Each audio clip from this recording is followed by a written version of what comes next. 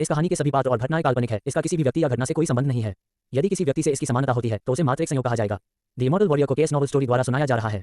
Novel अध्याय 731 अनुसंधान में महत्वपूर्ण सफलता। महत्वाकांक्षी होना अच्छी बात है, लेकिन आपको अपनी सीमाओं को भी जानना चाहिए। ये तांग शियू का विचार था। अगर कोई साधारण दोस्त 3 से 5 मिलियन और मांगता तो वह निश्चित रूप से परेशान नहीं होता। लेकिन युआन चुलिंग सिर्फ एक साधारण दोस्त नहीं था, वह एक वफादार दोस्त था जो उसके लिए लड़ता था, जिसने उसके लिए स्कूल से निष्कासित होने का सुझाव दिया था और जिसने अंततः उसके साथ कक्षा बदल ली थी। तांग शियू ने एक सिगरेट निकाली और उसे जलाकर पीते हुए मोबाइल बैंकिंग के जरिए युआन चुलिंग के खाते में 5 मिलियन युआन ट्रांसफर कर दिए। फिर उन्होंने शांत भाव से कहा, ऐसी छोटी मोटी बातों के लिए भविष्य में बस मुझे फोन कर देना, आपको इतनी दूर यहाँ आने की जरूरत नहीं है। युआन चुलिंग भावुक हो गया था, लेकिन उसने इसे अपने चेहरे पर नहीं दिखाया। अपने गोल मटोल चेहरे पर मुस्कान लिए उसने अपने बगल में बैठी अपनी प्रेमिका वेई शियाओटिंग से कहा, देखो मेरे बॉस कितने उदार हैं। मैं तो अवाक रह गया। जब वो हमारा ख्याल रखेगा तो तुम मेरे साथ आरामदेह जीवन जी पाओगे। तुम बूढ़े बदमाश। वेई शियाओटिंग ने मोटे को अपनी आंखों का एक आकर्षक घुमाव दिया, फिर तांग शियू की ओर देखा और कहा, यह मोटा व्यक्ति वास्तव में भाग्यशाली है कि उसे तुम्हारे जैसा बॉस मिला है। वह हमेशा इस बारे में बात करता था कि तुम उसके प्रति कितने अच्छे थे, और अब मैंने इसे खुद देख लिया है। अब से मैं तुम्हें भी बॉस कहूंगा, फैटी के साथ। तुम्हें कोई आपत्ति तो नहीं है? तांग शियू ने हाथ हिलाते हुए मुस्कुराते हुए कहा, कोई बात नहीं, बेझिझक इस्तेमाल करें। वेई शियाओटिंग मुस्कुराई और बोली, तो बॉस, क्या आपने लंच कर लिया है? क्या हम साथ में खाने के लिए कोई जगह ढूंढें? तांग शियू ने इनकार नहीं किया। अमरलोक में वापस आने पर लोगों को परखने की उनकी क्षमता बहुत अच्छी नहीं थी, लेकिन पृथ्वी पर लौटने के बाद उन्होंने इस पर बहुत प्रयास किया और महत्वपूर्ण प्रगति की। हालांकि यह वेई शियाओटिंग से उनकी पहली मुलाकात थी, लेकिन उन्हें यह एहसास हो गया था कि वह युआन चुलिंग के साथ सिर्फ उसके पैसे के लिए नहीं थी। उसके हावभाव और यहाँ तक कि उसकी आंखों से भी पता चलता था कि वह वास्तव में युआन चुलिंग को पसंद करती थी। शाम तांग शियू को मोई का फोन आया और वह पैराडाइज मैनर पहुंची। हालांकि मोई ने फोन पर कारण नहीं बताया, लेकिन तांग शियू को उसकी कांपती हुई आश्चर्य से भरी आवाज से लगा कि यह कोई अच्छी खबर होगी। उन्हें आश्चर्य हुआ कि पैराडाइज मैनर के सबसे भीतरी विला में पहुंचते ही उन्हें न केवल मोई बल्कि हान जिंटोंग, सेंट जेनेट, ओयान लुलू और हान किंगवू भी मिले। प्रोफेसर मो, आपने मुझे इतनी जल्दी क्यों बुलाया? मोई ने गहरे लाल रंग के खून से भरी आधी बोतल कांच की बोतल को कसकर पकड़ रखा था। तांग शियू का सवाल सुनकर उसने उत्तेजित होकर जल्दी से कहा, बॉस, सेंट जेनेट के खून में एक विशेष सक्रिय ऊर्जा है। मेरे शोध से पता चला है कि यह सक्रिय ऊर्जा मानव शरीर में कोशिका विभाजन को धीमा कर सकती है और अधिक लाल रक्त कोशिकाओं का स्राव कर सकती है। इसी दौरान मुझे पता चला कि इसमें एक और भयावह वायरल तत्व मौजूद है। यह वायरल तत्व मूल रूप से जीवित प्राणियों के लिए बहुत हानिकारक होता है, लेकिन यदि यह रक्त में समाहित हो जाता है तो यह सक्रिय ऊर्जा में परिवर्तित हो जाता है। तांग शियू ने बीच में ही टोकते हुए कहा, प्रोफेसर मो, आपको इतनी विस्तार से समझाने की जरूरत नहीं है। मैं सिर्फ सबसे महत्वपूर्ण निष्कर्ष सुनना चाहता हूँ। मोई ने कहा, सक्रिय ऊर्जा जीवित जीवों के चयापचय को धीमा कर सकती है और उनकी आंतरिक ऊर्जा खपत की भरपाई कर सकती है। सरल शब्दों में कहें तो यदि मानव शरीर में ये सक्रिय ऊर्जा हो तो ये जीवन को लंबा कर सकता है। तांग शियू कुछ देर चुप रहा, फिर धीरे से पूछा, क्या मानव शरीर इस सक्रिय ऊर्जा को ग्रहण कर सकता है? मोई की अभिव्यक्ति अवाक रह गई। उन्होंने केवल उस विशेष नस्ल के लोगों के रक्त में निहित पदार्थों पर शोध किया था, लेकिन उन्होंने कोई प्रयोग नहीं किया था। उनके द्वारा बताई गई संभावनाएं पूरी तरह से काल्पनिक थीं। मोई के हमेशा की तरह कठोर वैज्ञानिक दृष्टिकोण के अनुसार ऐसी स्थिति सामान्यतः उत्पन्न नहीं होनी चाहिए। तथापि उस नस्ल के रक्त पर हुए शोध के परिणामों ने उन्हें बेहद उत्साहित कर दिया। आखिरकार अगर उनके द्वारा शोध की गई सक्रिय ऊर्जा अंततः मानव जीवनकाल को उल्लेखनीय रूप से बढ़ाने में सक्षम साबित होती है, जैसा कि उन्होंने अनुमान लगाया था, तो इसका मतलब होगा कि उन्होंने वैज्ञानिक अनुसंधान के क्षेत्र में जबरदस्त सफलता हासिल कर ली है। वास्तव में यदि यह उपलब्धि पूरी मानवता तक विस्तारित हो जाए तो वह इतिहास को फिर से लिखेंगे और मानव इतिहास के सबसे महान वैज्ञानिक बन जाएंगे। तांग शियू ने मोई के जमे हुए चेहरे को देखा और हल्के से कहा, प्रोफेसर मो, मेरी राय में आपकी वर्तमान शोध उपलब्धियां तांग सांजांग और उनके शिष्यों की शास्त्रों को प्राप्त करने के लिए पश्चिम की यात्रा के समान है। आपने अभी केवल पहला कदम उठाया है और 5 उंगली वाले पर्वत के नीचे फंसे सन वुकोंग को भी नहीं बचाया है। इसे नकारे नहीं। जिस सक्रिय ऊर्जा की आपने बात की है उसका अभी तक मानव शरीर में परीक्षण नहीं किया गया है। इसके अलावा अगर इसका परीक्षण भी किया जाए तो भी यह पता नहीं चल पाएगा कि यह सक्रिय ऊर्जा मानव शरीर में बनी रह सकती है या नहीं। अगर यह जीवित रह भी जाए तो क्या इसके कोई दुष्प्रभाव हैं? भले ही इसके कोई दुष्प्रभाव न हो और यह मनुष्यों के लिए पूरी तरह से लाभकारी पदार्थ हो, फिर भी इसे पूरी मानव जाति के लिए बढ़ावा नहीं दिया जा सकता है। दरअसल इस शोध को बाहरी लोगों के सामने भी उजागर नहीं किया जा सकता है। तांग शियू की बातों से मोई शर्म से भर गया, लेकिन तांग शियू के आखिरी वाक्य ने उसे थोड़ा असमंजस में डाल दिया और उसने पूछा, क्यों नहीं? तांग शियू ने आह भरी, आप एक शोधकर्ता हैं, शायद आपने इसके परिणामों की कल्पना भी नहीं की होगी। सक्रिय ऊर्जा उस नस्ल के लोगों के रक्त में मौजूद होती है। इस दुनिया में कितनी नस्लों के रक्त मौजूद हैं? मानव जीवन को बढ़ाने के लिए प्रत्येक नस्ल के रक्त की कितनी मात्रा उपलब्ध कराई जा सकती है? इसके अलावा यदि निकाली गई सक्रिय ऊर्जा की मात्रा बहुत कम है, लेकिन दुनिया में अपार शक्ति रखने वालों को इसका पता चल जाता है, तो क्या आपको लगता है कि इससे अराजकता फैल जाएगी? क्या हम सुरक्षित रहेंगे? एक निर्दोष व्यक्ति खजाना रखने के लिए दोषी माना जाता है। आपको इस सिद्धांत को समझना चाहिए। मोई स्तब्ध रह गया। तांग शियू के शब्द उसके लिए अचानक लगे एक झटके की तरह थे, जिसने उसे तुरंत होश में ला दिया। मात्रा एक निर्दोष व्यक्ति खजाना रखने के लिए दोषी माना जाता है। केवल इन 2 कारकों ने ही उसके दिल में मौजूद नाराजगी के संकेत को हवा में गायब कर दिया। मनुष्य की अनगिनत इच्छाएं होती हैं और लोभ सबसे भयावह इच्छा है। प्राचीन काल से ही सम्राट अमरता प्राप्त करने के लिए विभिन्न जघन्य कृत्यों को अंजाम देते रहे हैं। अमर जीवन के लिए, लंबी उम्र के लिए आधुनिक लोग जिनकी इच्छाएं और भी प्रबल हैं, किस प्रकार की लापरवाह आपदाएं अंजाम देंगे? और क्या उन आपदाओं का दोष सीधे तौर पर उन्हीं पर और तांग शियू पर नहीं पड़ेगा? मोई के माथे से ठंडे पसीने की बूंदें टपक रही थीं और उनके वृद्ध चेहरे पर क्षमा प्रार्थी भाव प्रकट हुआ जब उन्होंने सिर हिलाकर कहा, मालिक, मैं समझ गया। तांग शियू ने आह भरी और धीरे से कहा, प्रोफेसर मो, आपकी जिम्मेदारी शोध करना है। मुझे आशा है कि आपका शोध शानदार परिणाम प्राप्त करेगा, लेकिन हमारे पास पूरी मानवता को दबाने की क्षमता नहीं है, इसलिए हम केवल गुप्त रूप से अपने ही लोगों पर इसके परिणामों का उपयोग कर सकते हैं। क्या इससे उम्र बढ़ सकती है? क्या इससे कुछ और साल जुड़ सकते हैं? यह आप पर निर्भर करता है। हमारे अपने लोग। खुद समेत मोई की आंखें चमक उठीं और उसने गंभीरता से सिर हिलाते हुए कहा, मालिक निश्चिंत रहिए, मैं अपनी पूरी कोशिश करूंगा। तांग शियू ने उसके कंधे पर थपथपाया, फिर सेंट जेनेट की ओर देखा और हल्की सी मुस्कान के साथ कहा, थोड़ी देर और रुक जाओ। प्रोफेसर मो के शोध कार्य में अच्छा सहयोग करें। जब वह अच्छे परिणाम प्राप्त कर लेगा तो मैं तुम्हें एक शानदार उपहार दूंगा। भविष्य में भले ही आप राजकुमार न बन पाएं, लेकिन अर्ल या मार्क्विस बनना भी बुरा नहीं है। संत जेनेट ने उत्साहपूर्वक कहा, मैं निश्चित रूप से पूरी तरह से सहयोग करूंगी। तांग शियू ने संतुष्टि से सिर हिलाया, फिर अचानक हान जिंटोंग की ओर देखकर कहा, दरअसल अगर मैं आपको साधना तकनीकें न भी दूं, तो भी आपकी पोती की क्षमता को देखते हुए वह शायद भविष्य में आपके लिए उन्हें हासिल कर लेगी। हालांकि आपकी वर्तमान उम्र और पृथ्वी पर खेती की परिस्थितियों को देखते हुए भले ही आप अपने पुराने जीवन को जोखिम में डाल दें, फिर भी बहुत कुछ हासिल करना मुश्किल होगा। मुझे लगता है कि आपको आराम करना चाहिए और अपने जीवन के अंतिम वर्षों का आनंद लेना चाहिए। हान जिंटोंग ने कड़वाहट भरे भाव से कहा, भले ही ज्यादा उपलब्धि न हो, लेकिन सारा दिन कुछ न करने से तो बेहतर है। इसके अलावा प्रगति का सिर्फ एक स्तर भी मेरी आयु को थोड़ा बढ़ा सकता है। लंबी उम्र जीना हमेशा अच्छी बात है। तांग शियू ने सिर हिलाकर कहा, मैं समझ गया। उसके बाद तांग शियू विला से बाहर निकला, ओयांग लुलू का अभिवादन किया और पैराडाइज मैनर छोड़ने के कुछ ही समय बाद उसे हान किंगवू का फोन आया। कुछ मिनट बाहर इंतजार करने के बाद हान किंगवू अपनी कार चलाकर उनके पीछे पीछे आ गई। कुछ गड़बड़ है? तांग शियू ड्राइवर की सीट पर बैठी यात्री खिड़की खोली और पूछा। हान किंगवू भी अपनी कार से बाहर नहीं निकली। वह एक पल के लिए हिचकिचाई और फिर बोली, क्या तुम कल स्कूल जाओगे? तांग शियू ने कहा, अगर कोई अचानक बदलाव नहीं हुआ तो मुझे कल स्कूल जाना चाहिए, लेकिन आप चांगशी शहर में कुछ और दिन क्यों नहीं रुक रहे हैं? हान किंगवू मुस्कुराई और बोली, यू होंग के पास काम है, ज्यादा समय नहीं है। ठीक है, मैं बस ये पूछना चाहता था कि क्या तुम कल स्कूल में रहोगे? और कुछ नहीं, मैं अब जा रहा हूँ। ठीक है। तांग शियू ने कार की खिड़की बंद कर दी और अपना सिर हिलाए बिना नहीं रह सका। एक स्त्री का हृदय समुद्र की गहराई में पड़ी सुई के समान होता है। वह वास्तव में इसे समझ नहीं सकता था। अगर सिर्फ ये पूछना होता कि वह कल स्कूल जा रहा है या नहीं, तो वह अभी फोन पर पूछ सकती थी। उसे कुछ मिनट इंतजार करवाकर समय क्यों बर्बाद करें? अगले 2 दिन शांतिपूर्वक बीत गए। तांग शियू ने शी जिकियांग और एसओई के मामलों में कोई दखल नहीं दिया, नहीं उन्होंने मोई के शोध के बारे में पूछताछ की। इसके बजाय वह एक नियमित दिनचर्या का पालन करता था। कक्षा जाना, कैंटीन जाना, पुस्तकालय जाना और फिर आराम करने के लिए स्टार ब्लू विला जिले में लौट आना। बहुत सवेरे सूरज की पहली किरण पर्दों के बीच से होकर गुजरी और बेडरूम को रोशन कर दिया। तांग शियू अपने फोन की मधुर रिंगटोन से जाग उठा। उन्होंने जवाब दिया और कुछ देर तक कांग शिया से बातचीत की, जिससे उन्हें पता चला कि कांग शिया स्वयं 3 दिन बाद मोदू आकर इंजीनियरिंग बोली बैठक की अध्यक्षता करेगी। इंजीनियरिंग संबंधी निविदा प्रक्रिया जल्द ही शुरू होने वाली थी। भूमि खरीद की सभी प्रक्रियाएं पूरी हो चुकी थीं और सभी दस्तावेजों को मंजूरी मिल चुकी थी। परियोजना शुरू होने से पहले केवल अंतिम निर्माण कंपनी का चयन करना बाकी था। डिजाइन रेखाचित्र तांग शियू ने इन्हें स्वयं बनाया था, लेकिन केवल एक मोटा मोटा समग्र ढांचा। उन्होंने इमारतों के विशिष्ट वितरण, इमारतों के विस्तृत आकार, घरों के प्रकार या विशिष्टताओं का चित्रण नहीं किया। निर्माण कंपनी ढूंढने के लिए स्वाभाविक रूप से उन्हें उनके रेखाचित्रों के आधार पर संशोधन और डिजाइन करने की आवश्यकता थी। तांग शियू के पास उत्कृष्ट चित्रकला कौशल था और अमर लोक में बिताए समय से उनके मन में अनगिनत इमारतों के संदर्भ मौजूद थे। हालांकि शेंग तांग समूह के मुख्यालय और उसके औद्योगिक पार्क के निर्माण के लिए उन्हें आधुनिक वास्तु डिजाइन और उससे संबंधित बातों की विशेष जानकारी नहीं थी। खटखट दरवाजे पर दस्तक हुई और बाहर से आयानी झांग शिनलान की आवाज आई। श्रीमान तांग, हमारे यहाँ एक मेहमान है, वह नीचे लिविंग रूम में आपका इंतजार कर रही है। तांग शियू ने दरवाजा खोला और बाहर खड़ी झांग शिनलान से पूछा, मुझे कौन ढूंढ रहा है? झांग शिनलान मुस्कुराई, आपकी बड़ी बहन मिस चेन। बड़ी बहन चेन शियाओवान। तांग शियू का चेहरा बदल गया और वह तुरंत कमरे से बाहर चला गया। अध्याय 732 लक्षित होना। चेन शियाओवान हाल ही में बहुत व्यस्त थी। वह हर दिन पूरी रात जागती रहती थी और पूरी तरह से थकी हुई महसूस करती थी। अंततः एक अभूतपूर्व बड़ी परियोजना को पूरा करने के बाद वह पूरी तरह से आराम कर सकी। हालांकि वह युवा और ऊर्जावान थी, फिर भी पूरी तरह से ठीक होने से पहले आराम करने के लिए वह 2 या 3 दिन अपने घर पर ही रुकी रही। मैजिक सिटी में उसके ज्यादा दोस्त नहीं थे, उससे भी कम सहकर्मी ऐसे थे जिनकी रुचियां उससे मिलती जुलती थीं। ठीक होने के बाद और 3-4 दिन की छुट्टी बाकी रहते हुए उसने रविवार होने का फायदा उठाया और उत्साह से स्टार ब्लू विला जिले में गई और तांग शियू को बाहर घूमने के लिए कहने की योजना बनाई। बहन, आज आप यहाँ क्यों आए हैं? तांग शियू सीढ़ियों से नीचे उतरी, बैठक कक्ष में आए और मुस्कुराते हुए पूछा। चेन शियाओवान खड़ी हुई और मुस्कुराई, मैंने अभी अभी काम खत्म किया है, इसलिए मैं जल्दी से तुम्हें ढूंढने आई। क्या आज आपका कोई प्लान है? क्या आप मेरे साथ शॉपिंग पर चलना चाहेंगी? तांग शियू ने एक पल सोचा और महसूस किया कि वास्तव में उसके पास उस दिन के लिए कोई योजना नहीं थी, इसलिए वह तुरंत सहमत हो गया। उन्हें चेन शियाओवान से विशेष स्नेह था। वे अपनी से कई साल बड़ी इस बड़ी बहन को बहुत प्यार करते थे। घर पर नाश्ता करने के बाद दोनों चुपके से गैराज से सबसे सस्ती कार लेकर मैजिक सिटी के एक हलचल भरे इलाके में चले गए। वे खरीदारी करने गए, चीजें खरीदी, खाना खाया और दोपहर में फिल्म देखने भी गए। शाम होते होते उन्हें अचानक एक रेस्टोरेंट मिल गया। बहन, तुम्हारे पैर में कुछ गड़बड़ है। ऑर्डर देने और वेटर को मेनू देने के बाद तांग शियू ने कुछ थकी हुई चेन शियाओवान की ओर देखा और कहा। चेन शियाओवान हैरान रह गई, फिर उसके चेहरे पर उदासी छा गई और उसने जबरदस्ती मुस्कुराते हुए कहा, कुछ नहीं, शायद दिन भर चलने से थोड़ी थकान हो गई है। तांग शियू ने सिर हिलाते हुए कहा, अगर ये सिर्फ थकान होती तो तुम इस हालत में नहीं होते। बहन, हमें एक दूसरे से कुछ भी छिपाने की जरूरत नहीं है।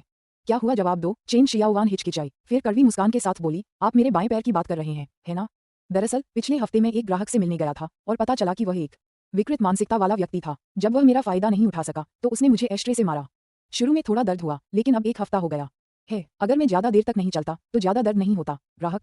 तांग शियू ने भौहें चढ़ाकर पूछा। कौन सा ग्राहक? चेन शियाओवान ने हाथ हिलाकर कहा, बस एक आम ग्राहक। वह व्यापारिक सौदा विफल हो गया और मैं अब उस व्यक्ति के बारे में और बात नहीं करना चाहता। छोटे भाई, मेरे मन में काफी समय से एक सवाल है, क्या मैं तुमसे पूछ सकता हूँ? ये देखकर कि चेन शियाओवान और कुछ नहीं कहने वाली थी, तांग शियू ने अपनी जिज्ञासा को दबाते हुए कहा, पूछो, मैं तुम्हें वह सब कुछ बता दूंगा जो मुझे पता है। चेन शियाओवान ने पूछा, छोटे भाई, मुझे सच में समझ नहीं आ रहा है, हमारी कंपनी का बड़ा बॉस आपका अधीनस्थ कैसे बन गया? आपके प्रति उनका सम्मान एक नेता के प्रति अधीनस्थ के सामान्य दायरे से कहीं अधिक प्रतीत होता है। क्या तुमने किसी तरह उसे मोहित कर लिया, या फिर आपके पास उसके बारे में कोई गुप्त जानकारी है? तांग शियू ने हंसते हुए कहा, तुम्हारे इस छोटे भाई में जबरदस्त व्यक्तिगत आकर्षण है, इसलिए मेरे अधीनस्थ स्वाभाविक रूप से आज्ञा का पालन करते हैं। यामामोटो सांजी को मेरे साथ रहने से फायदा होता है, इसलिए वह स्वाभाविक रूप से मेरी बातों को बहुत गंभीरता से लेती है। आखिरकार आपका छोटा भाई अब एक अमीर आदमी है जो हर मिनट लाखों कमाता है। बफ। चेन शियाओवान अपनी हंसी नहीं रोक पाई और उसने तांग शियू को एक आकर्षक अंदाज में आंखें घुमाकर देखा। अचानक उसकी आंखों में एक चमक आ गई और थोड़ी उत्सुकता के साथ उसने पूछा, क्या तुम आज रात मेरे साथ कहीं चलोगे? कहाँ? तांग शियू को उम्मीद नहीं थी कि चेन शियाओवान को अचानक कोई सनक सवार हो जाएगी, यहाँ तक कि वह प्रत्याशा भी दिखाएगा, इसलिए उसने तुरंत पूछा। चेन शियाओवान ने कहा, दरअसल आज रात मेरे विश्वविद्यालय के सहपाठियों का पुनर्मिलन है। मेरा जाने का कोई इरादा नहीं था, लेकिन आपके साथ होने से अब मेरा जाने का मन कर रहा है। तांग शियू ने व्यंग्यात्मक मुस्कान के साथ कहा, यह आपकी यूनिवर्सिटी रियूनियन है, मैं वहाँ क्या कर रहा होऊंगा? मैं किसी को नहीं जानता। चेन शियाओवान ने इस बारे में सोचा और महसूस किया कि तांग शियू की बात में दम था। उसकी आंखें नम हो गईं और उसने बेबसी से कहा, चूंकि आप नहीं जाना चाहते तो हम भी नहीं जाएंगे, लेकिन खाने के बाद हमें क्या करना चाहिए? तांग शियू मुस्कुराया, मैं तुम्हें एक अच्छी जगह ले जाऊंगा। भविष्य में जब भी आपको फुर्सत मिले आप खुद वहां जाकर आराम कर सकते हैं और मौज मस्ती कर सकते हैं। कहाँ? Paradise villa. 2 घंटे बाद तांग शियू चेन शियाओवान को पैराडाइज विला ले आए। पैराडाइज विला के द्वार में प्रवेश करते ही चेन शियाओवान का चेहरा अजीब सा हो गया। जब वे अंदरूनी पार्किंग स्थल पर पहुंचे तब जाकर वह खुद को रोक नहीं पाई और तांग शियू की आस्तीन खींचकर फुसफुसाते हुए बोली, छोटे भाई, जब हम यहाँ आ ही गए हैं तो क्यों ना तुम मेरे सहपाठियों के साथ आकर बैठ जाओ। सहपाठी? तांग शियू चौंक गई और आश्चर्य से पूछा, आपका क्लास रियूनियन यहाँ है? चेन शियाओवान ने सिर हिलाकर कहा, हाँ ऐसा ही है, हमारी कक्षा के कुछ धनी सहपाठियों ने स्नातक होने के बाद बहुत अच्छा प्रदर्शन किया। इस विश्वविद्यालय पुनर्मिलन का आयोजन भी उन्हीं के द्वारा किया गया था। तांग शियू ने थोड़ी देर सोचा, फिर सिर हिलाकर कहा, ये कैसा रहेगा? पहले मुझे सही पता बताइए, मैं यहाँ मालिक को ढूंढकर 2 बोतल अच्छी शराब ले आऊंगा, फिर मैं तुम्हें ढूंढने आऊंगा। चेन शियाओवान ने आश्चर्य से पूछा, क्या आप यहाँ के मालिक को जानते हैं? तांग शियू ने अपनी मुस्कान दबाते हुए कहा, हाँ, हम एक दूसरे को अच्छी तरह जानते हैं। कुछ मिनट बाद तांग शियू ओयांग लुलू के कार्यालय में पहुंची, लेकिन ये देखकर आश्चर्यचकित रह गई कि आज ओयांग लुलू का पहनावा उनके सामान्य पहनावे से बिल्कुल अलग था। आज उसने पेशेवर पोशाक पहनी हुई थी, एक संपूर्ण व्यावसायिक सफेद पोश पहनावा, चश्मा लगाया हुआ था और उसके हल्के पीले लंबे बाल आयन पर में थे। वह बॉस की कुर्सी पर बैठी किताब पढ़ रही थी। आपका लुक वाकई दिलचस्प है। तांग शियू ने हल्की सी मुस्कान दी। ओयांग लुलू के सामने पहुंचने के बाद उसकी सरसरी नजर उसके हाथ में मौजूद किताब पर पड़ी और उसका चेहरा तुरंत जम गया। चिबी मारुको चान मंगा। ओयांग लुलू ने किताब नीचे रख दी और उत्साह से डेस्क के पीछे से बाहर निकल आई। खुशी से तांग शियू के सामने घूमते हुए अपने हाथ फैलाकर चंचल अंदाज में पूछा, ये कैसा है? क्या ये ड्रेस मुझ पर अच्छी नहीं लग रही? बुरा नहीं है, तांग शियू ने व्यंग्यात्मक मुस्कान के साथ कहा, बस इतना है कि आपका पहनावा और आप जो किताब पढ़ रहे हैं वे आपस में मेल नहीं खाते हैं। खैर चलिए इस बारे में बात नहीं करते हैं। सिस्टर शियाओवान पैराडाइज विला में है और संयोग से उनके विश्वविद्यालय के सहपाठी भी यहीं पर पुनर्मिलन कर रहे हैं। मैं बाद में 2 बोतल बढ़िया शराब लेकर वहां जाऊंगा और उनके साथ शामिल हो जाऊंगा। आपके पास अभी भी इमोर्टल ब्रू है ना? जब ओयांग लुलू ने तांग शियू का सवाल सुना तो उसने तुरंत कुछ झुंझलाहट के साथ कहा, हाँ हमारे पास है, लेकिन कांग उपनाम वाला वह आदमी बहुत कंजूस है। अब स्टॉक में इमोर्टल ब्रू के 100 से भी कम डिब्बे बचे हैं। कुछ दिन पहले नीचे के लोग मुझसे शिकायत कर रहे थे। मुझे डर है कि जल्द ही बची हुई इमोर्टल ब्रू भी बिक जाएगी। तांग शियू ने उसे गुस्से भरी नजरों से देखा। 100 बक्से और फिर भी कम है। उन्होंने उस समय खुद ही नियम तय किए थे। 100 बक्से तो दूर की बात है, शेंग तांग ग्रुप द्वारा विभिन्न प्रमुख शहरों में खोले गए विशेष स्टोरों के माध्यम से जाए बिना 10 या 8 बक्से खरीदना भी शायद असंभव होता। ठीक है, जब आप पहले से ही इतने भाग्यशाली हैं तो शिकायत करना बंद करें। शेंग तांग ग्रुप के कुछ नियम हैं। कोई बैकडोर नहीं, आप पहले से ही एक अपवाद हैं। कुछ ही दिनों में कांग शिया मैजिक सिटी आएगी। अगर आपको और अधिक इमोर्टल ब्रू चाहिए तो जाकर उसे परेशान करो। आप उससे वह चीज हासिल कर पाएंगे या नहीं यह आपकी अपनी क्षमता पर निर्भर करता है। कोई बात नहीं। ओयांग लुलू ने तुरंत सिर हिलाया। पैराडाइज विला में एक 3 मंजिला पश्चिमी शैली की इमारत में ट्रांसवेस्टाइट वुटोंग दूरबीन पकड़े हुए एक दूर की इमारत के अंदर की स्थिति का अवलोकन कर रहा था। उसने इमारत की खिड़की से तांग शियू और ओयांग लुलू को स्पष्ट रूप से देखा। आखिर ये आदमी कौन है? आइस फीनिक्स के साथ उनका रिश्ता बहुत करीबी है, लेकिन वह अन्य महिलाओं के साथ भी संबंधों में उलझे हुए हैं। क्या उसे इस बात का डर नहीं है कि आइस फीनिक्स को जलन होगी और वह उसे जिंदा ही जला देगी? वुटोंग कई दिनों से चुपके से हान किंगवू का पीछा कर रहा था और उसे आश्चर्य हुआ कि हान किंगवू एक प्रेम में डूबी युवती की तरह लग रही थी। अपने अवलोकन के माध्यम से उसने पाया कि हान किंगवू जिस व्यक्ति को पसंद करता था वह मैजिक सिटी यूनिवर्सिटी का छात्र तांग शियू था, लेकिन वह एक बहुत ही अजीब लड़का था। महिलाओं के बीच काफी लोकप्रिय। वुटोंग ने अजीब सी हंसी, लेकिन उसे जरा भी ईर्ष्या महसूस नहीं हुई। उन्हें पुरुष पसंद थे और वास्तव में तांग शियू के बारे में उनकी अच्छी राय थी। उसने तो इस बात की भी कल्पना की कि क्या वह दिलचस्प तांग शियू पर स्नेह बरसा सकता है। कौन? अचानक ट्रांसवेस्टाइट वुटोंग का चेहरा पूरी तरह बदल गया। वह तुरंत मुड़ गया, हाथ में कटार उल्टी करके उस अधेड़ उम्र के व्यक्ति को देखने लगा जो केवल 7 या 8 मीटर दूर था, हाथ बांधे खड़ा था और उसे ठंडी निगाहों से घूर रहा था। मो अवू ने उदासीनता से कहा, आपको मुझसे अपरिचित नहीं होना चाहिए। वू टोंग ने अपनी आंखें सिकोड़ी, लेकिन उसके दिल में एक जबरदस्त झटका लगा। उन्हें अपनी ताकत का स्पष्ट अंदाजा था और वे अपनी सतर्कता को समझते थे। ये तथ्य कि दूसरा पक्ष बिना उसकी जानकारी के 7 या 8 मीटर की दूरी तक चुपके से पहुंच सकता था, ये दर्शाता है कि उसके कौशल बिल्कुल भयावह थे। तुम हो उसके अंगरक्षक? वू टोंग ने अपना हाथ आगे बढ़ाया और दूर स्थित खिड़की की ओर इशारा किया। मो अवू ने उदासीनता से कहा, चूंकि आप जानते हैं तो आपको ये भी समझना चाहिए कि आप बेनकाब हो चुके हैं, है ना? मुझे बताओ, तुम मेरे बॉस का पीछा और निगरानी क्यों कर रहे हो? वू टोंग ने ठंडी सांस लेते हुए कहा, मुझे अच्छा लगता है, क्या तुम मुझे नियंत्रित कर सकते हो? उनके बोलने के बाद वह तुरंत मुड़ा और उसकी आकृति पलक झपकते ही छत से नीचे की ओर छलांग लगा गई। 3 मंजिला ऊंचाई के बावजूद वह आसानी से नीचे कूद गया, जमीन पर खड़ा हो गया। छत के किनारे तक उसका पीछा करते हुए नीचे झांक रहे मो अवू की ओर देखा और वू टोंग ने मो अवू को बीच वाली उंगली दिखाई। फिर वह जाने के लिए मुड़ा। क्या यह ऐसी जगह है जहां आप अपनी मर्जी से आ जा सकते हैं? एक आकृति ने वू टोंग का रास्ता रोक दिया। उसके हाथ में मौजूद तेज कटार तितली की तरह फड़फड़ा रही थी। वू टोंग ने भौहें चढ़ाकर अपने सामने खड़े व्यक्ति को ध्यान से देखा। उलझने से बचने के लिए वह मुड़ा और विपरीत दिशा में बेतहाशा भागने लगा, ताकि अस्थायी रूप से उस क्षेत्र से निकल सके। हालांकि जब वह केवल 1 दर्जन कदम ही दौड़ा था, तभी एक और हटे कट्टे व्यक्ति ने उसका रास्ता रोक दिया। धिक्कार है, वू टोंग ने गुस्से से शाप दिया, लेकिन इस बार उसने फिर से इससे बचने की कोशिश नहीं की। वह सीधे उस विशालकाय व्यक्ति पर झपटा। उसकी बिजली की तरह तेज मुट्ठी उस हटे कट्टे आदमी की छाती की ओर जा लगी। बैंग! हलचल का एक धुंधलापन तेजी से पास आ रहा था। वू टोंग को केवल अपनी दृष्टि धुंधली होती हुई महसूस हुई। इससे पहले कि उसकी मुट्ठी प्रतिद्वंद्वी की छाती पर लगती, उसके पेट के निचले हिस्से में ऐसा महसूस हुआ जैसे उस पर किसी जबरदस्त बल का प्रहार हुआ हो। दर्द के मारे उसे ऐसा महसूस हो रहा था मानो उसकी आंतें उस समय आपस में उलझकर गांठ बन रही हों। उसे जो बात अविश्वसनीय लगी वह ये थी कि उसने अपनी आंखों के कोने से खुद को पीछे की ओर उड़ते हुए देखा और दोनों ओर के दृश्य तेजी से गुजर रहे थे। खांसी खांसी। वू टोंग 7-8 मीटर दूर ठंडे कंक्रीट के मैदान पर जोर से गिर पड़ा, लेकिन इससे भी बदतर अनगिनत दर्द सहने के बाद उसने अपने पेट के दर्द को दबाया, अपने हाथों को जमीन पर दबाया और पलक झपकते ही फिर से खड़ा हो गया। अध्याय 733 अप्रत्याशित ट्रांसवेस्टाइट। वू टोंग एक निर्दयी चरित्र था जिसने अनगिनत लड़ाइयां लड़ी थीं और कई बार लाशों के ढेर से बाहर निकला था, लेकिन इससे पहले किसी भी स्थिति ने उसे निराश नहीं किया था। उसे हमेशा से यह विश्वास था कि हमेशा कोई न कोई रास्ता निकल आता है, और जब तक वह अपनी जान की बाजी लगाकर लड़ता रहेगा, तब तक आशा की एक किरण हमेशा बनी रहेगी। हालांकि इस समय वू टोंग थोड़ा हताश था, क्योंकि उसे एक गंभीर समस्या का पता चला था। ऐसा लग रहा था कि वह किसी खतरनाक साजिश में फंस गया है और उसने किसी ऐसे व्यक्ति को उकसा दिया है जिसे नाराज करना उसके लिए ठीक नहीं था। उसके आगे और पीछे खड़े 2 लोग और छत पर मौजूद एक व्यक्ति, केवल उनकी उपस्थिति से ही उसे ऐसा महसूस हुआ जैसे वह हजारों सैनिकों और घोड़ों के साथ एक शिविर में फंसा हुआ हो। उन्हें सबसे अस्वीकार्य बात ये लगी कि ये दिखने में साधारण से लोग वास्तव में भयानक ताकत रखते थे। गति, ताकत, ये मूल रूप से उनके फायदे थे, लेकिन प्रतिद्वंद्वी के जबरदस्त गर्जनापूर्ण तरीकों ने उनके लिए सांस लेना मुश्किल कर दिया। तुम सब तांग शियू नाम के उस आदमी के अधीनस्थ हो? वू टोंग ने अपने मुंह के कोने से खून पोंछा, अपने चारों ओर मौजूद दोनों लोगों को पूरी सतर्कता से देखते हुए तीखी आवाज में पूछा। हालांकि जैसे ही उसकी आवाज धीमी हुई, उसकी पुतलियां अचानक सिकुड़ गईं और उसने मो अवू को भय से देखा, जो छत से नीचे तैरता हुआ आ रहा था।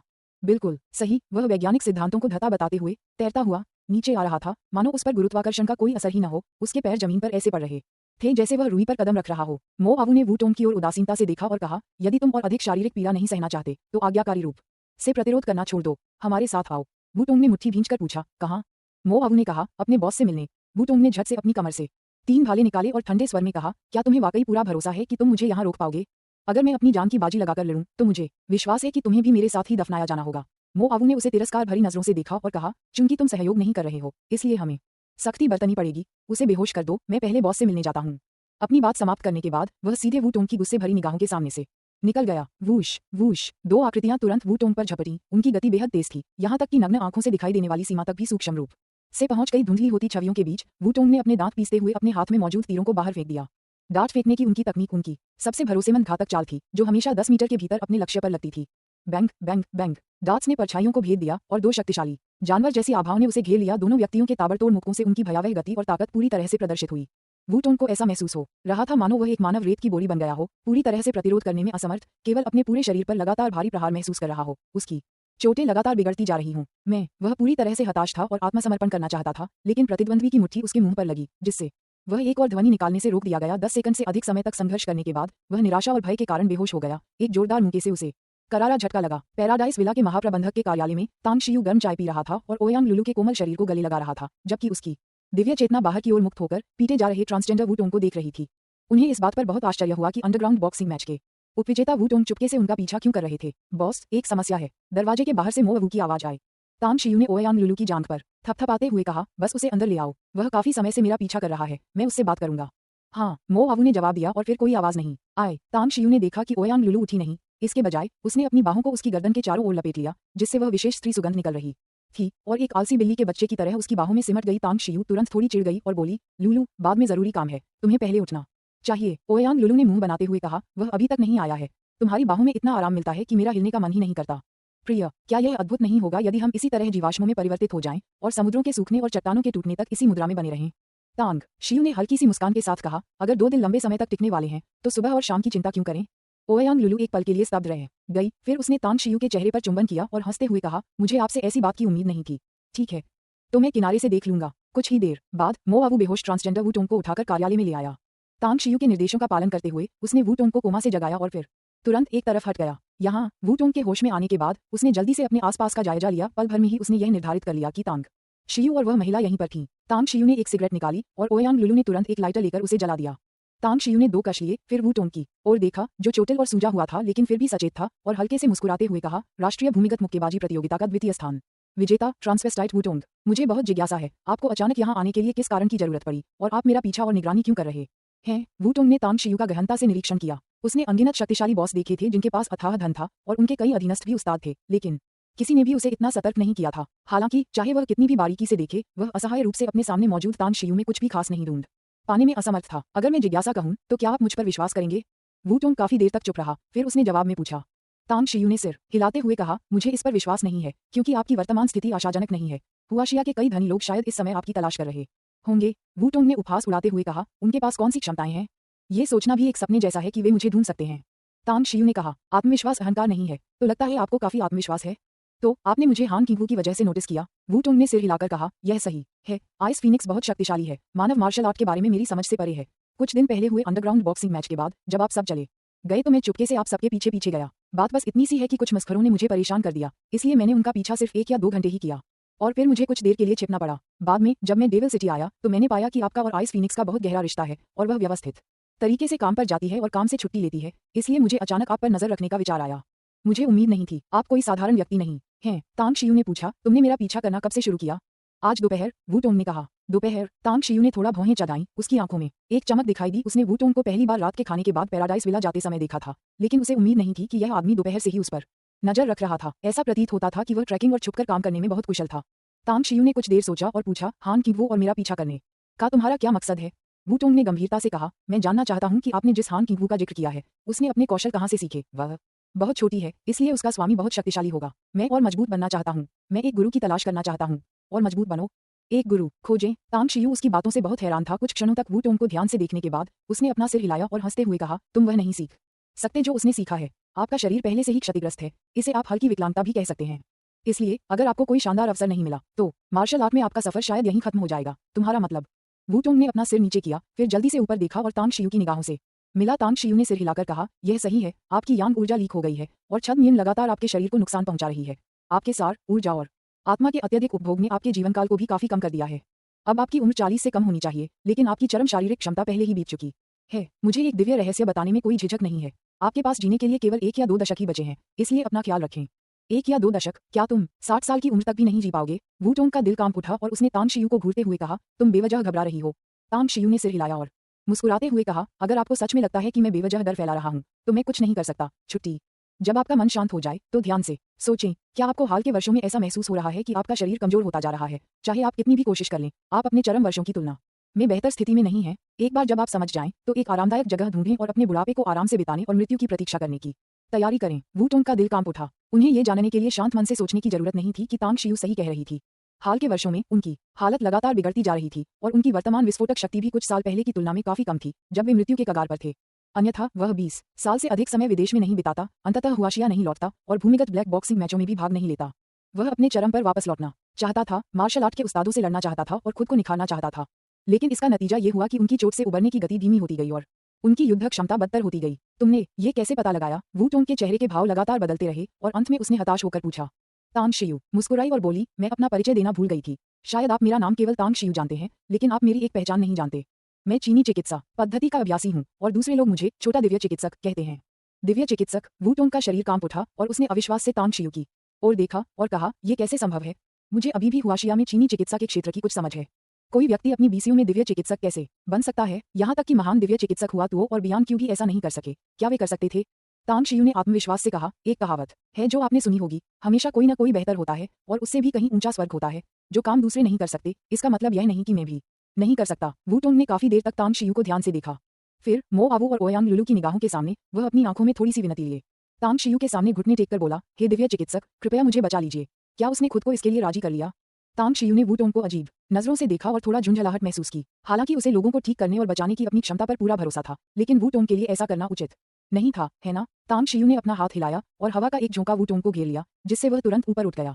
फिर उसने कहा, मैं तुम्हारी मदद नहीं कर सकता, तुम्हें चले जाना चाहिए। हालांकि यदि आप भविष्य में यिन को पोषण देने वाली और गुर्दे को मजबूत करने वाली अधिक औषधीय सामग्री प्राप्त करते हैं और दीर्घकालिक कंडीशनिंग और सौम्य टोनिंग से गुजरते हैं, तो आप अपने जीवनकाल को थोड़ा बढ़ा सकते हैं।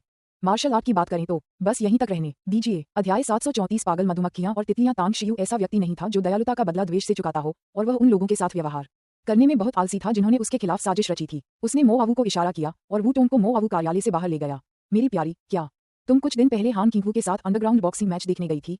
ओयांग लुलू की नजर बंद दरवाजे से हटी और उसने हल्की मुस्कान के साथ पूछा। हाँ, तांग शियू ने सिर हिलाकर कहा, आप कह सकते हैं कि मैं उसके साथ गई थी। उसने इस साल के घरेलू अंडरग्राउंड बॉक्सिंग मुकाबलों में भाग लिया और फाइनल तक भी पहुंच गई। किसी भी दुर्घटना से बचने के लिए मैं उस पर नजर रखने गई थी। सौभाग्य से न केवल वह अंत में सुरक्षित रही, बल्कि उसने पहला स्थान भी जीता। ओह, और उस ट्रांसवेस्टाइट को अभी दूसरा स्थान मिला। ओयांग लुलू ने अभी अभी यह सुना था, और हालांकि वह थोड़ी हैरान थी, फिर भी उसने थोड़ी असंतुष्टि के साथ कहा, इतना मजेदार कार्यक्रम, और आप मुझे साथ तक नहीं ले गए। मैंने पहले भी जिंगमिन द्वीप पर भूमिगत मुक्केबाजी के मुकाबले देखे हैं, वे बहुत रोमांचक होते हैं। तांग शियू के दिल में एक अजीब सी भावना जाग उठी। उसने पहले सोचा था कि वह इसलिए ईर्ष्या कर रही है क्योंकि वह हान किंगवू के साथ भूमिगत मुक्केबाजी मैच में गया था, लेकिन बाद में पता चला कि वह कुछ ज्यादा ही सोच रहा था।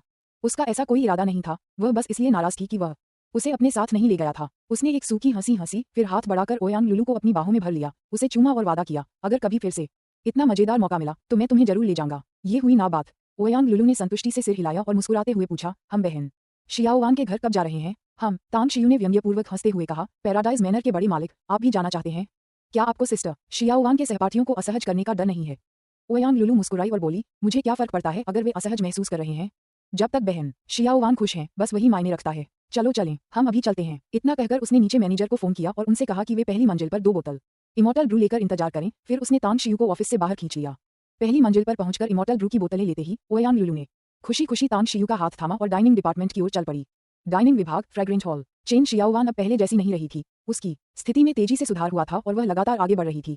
वह चांगवान ग्रुप की उपाध्यक्ष बन चुकी थी और यह खबर उसके सहपाठियों के बीच किसी से छिपी नहीं थी, इसलिए उसके आने पर 20 से अधिक सहपाठियों ने उत्साहपूर्वक उसका स्वागत किया, जिससे चेन शियाओवान थोड़ी अभिभूत हो गई। दरअसल स्नातक होने के बाद के वर्षों में उसने कई विश्वविद्यालय कक्षा पुनर्मिलन में भाग लिया था, लेकिन हर बार यह नीरस रहा था और वह वास्तव में केवल कुछ सहपाठियों के साथ ही जुड़ पाई थी। हालांकि प्रत्येक पुनर्मिलन के बाद हर कोई कुछ दिनों के लिए क्यू या वी चैट समूहों में कुछ और बार ही बातचीत करता था। आमतौर पर ज्यादा संपर्क नहीं होता था। वेई गुताओ, जो कैंपस का चहेता लड़का था और लंबे समय से चेन शियाओवान का पीछा कर रहा था लेकिन अंततः असफल रहा, एक धनी परिवार से था और उसका स्वभाव थोड़ा घमंडी था। वास्तव में चेन शियाओवान को उसका यही घमंड उस समय नापसंद था। अब वेई गुताओ अपने परिवार से विरासत में मिले एक कपड़ा कारखाने के मालिक थे और दूसरी पीढ़ी के अमीर खानदान के सदस्य के रूप में सुखमय जीवन जी रहे थे। समाज के उतार चढ़ाव को देखकर वे काफी परिपक्व हो चुके थे और सांसारिक कठिनाइयों ने उनके अहंकार को काफी हद तक कम कर दिया था। उन्हें हमेशा चेन शियाओवान का दिल जीतने में नाकाम रहने का अफसोस रहा था और बाद में उन्होंने फिर से उसका पीछा करने के बारे में सोचा भी था, लेकिन जब उन्हें पता चला कि चेन का एक प्रेमी है तो उन्होंने यह विचार छोड़ दिया। इसके अलावा अपनी पिछली दौलत और रुतबे के चलते उनके पास महिलाओं की कमी नहीं थी। हालांकि चेन शियाओवान को फिर से देखकर उसके दिल में वह छोटा सा पछतावा फिर से जाग उठा। बहुत अधिक परिपक्व और सुंदर चेन शियाओवान को देखकर भले ही वह हाल के वर्षों में कई महिलाओं की संगति में लिप्त रहा हो और पूरी तरह से आनंद में डूब गया हो, उसका दिल अभी भी बेचैन था। चेन, इतनी खूबसूरत, अगर तुम देर से आए तो तुम्हें 3 प्याले जुर्माने के तौर पर पीने पड़ेंगे। चाहे तुम किसी बड़े समूह की उपाध्यक्ष ही क्यों न बन जाओ, तुम्हें छूट नहीं मिलेगी। उनकी सहपाठी गोल मटोल वू शियाओपिंग ने चेन शियाओवान के बगल में कुर्सी खींचते हुए खुशी से कहा। चेन शियाओवान मुस्कुराई और बोली, मैं तुम्हारे जैसे साहसी पुरुषों की तरह नहीं हूँ। अगर मैंने 3 कप पी लिए तो शायद मैं जीजी की बाहों में गिर जाऊंगी। उसके बगल में बैठी जीजी उठी और चेन शियाओवान को गले लगा लिया। चेन शियाओवान को बिठाने के बाद जीजी हंसते हुए बोली, अगर तुम मेरी बाहों में मदहोश हो जाओगी तो मैं तुम्हें खूब लाड़ प्यार करूंगी। चले जाओ, चले जाओ, चेन शियाओवान ने मनमोहक हंसी के साथ कहा। इस आयोजन के आयोजक वेई गुताओ ने मुस्कुराते हुए कहा, शियाओवान, 3 पेनल्टी कप के बारे में भूल जाओ, लेकिन बाद में जब हम मनोरंजन विभाग में गाने के लिए जाएंगे तो तुम्हें एक गाना जरूर गाना होगा। अगर मुझे सही याद है तो स्कूल के दिनों में तुम्हारी सुरीली आवाज ने कई प्रशंसकों को आकर्षित किया था। वू शियाओपिंग ने अजीबोगरीब ढंग से हंसते हुए कहा। वेई गुताओ, उन दिनों के उन प्रशंसकों में से क्या तुम मधुमक्खी थे या तितली? वेई गुताओ की सांस अटक गई, फिर वह हंसा और गाली देते हुए बोला, दफा हो जाओ मोटे आलसी, तुम्हें पुराने घावों को कुरेदना बखूबी आता है। मानो या न मानो, मैं तुम्हें बाद में शराब पिलाकर नशे में धुत कर दूंगा। वू शियाओपिंग ने सिर झुकाकर कहा, कौन किससे डरता है? 10 पाउंड हो या 8, हमें कोई फर्क नहीं पड़ता। 3 पाउंड हो या 2, हमें कोई फर्क नहीं पड़ता। जब तक तुम पीने की हिम्मत करोगे, मैं अंत तक तुम्हारे साथ रहूंगा। खूबसूरत चेन के सामने असली मर्द की तरह व्यवहार करना आसान नहीं है, इसलिए मैं अब पीछे नहीं हट सकता। धिक्कार है तुम पर, तुम तो बिल्कुल बेशर्म हो, मोटे। वेई गुताओ हंसते हुए बड़बड़ाया।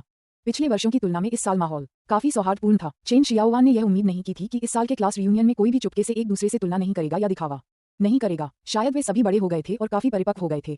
बैंग, सुगंधित हॉल का दरवाजा जोर से धक्का देकर खोला गया और एक अच्छी तरह से कपड़े पहने लंबा आदमी बाहर से अंदर आया। उसका मूल रूप से सुंदर चेहरा बाईं और एक काली आंख से खराब हो गया था। अरे लू बो को क्या हुआ?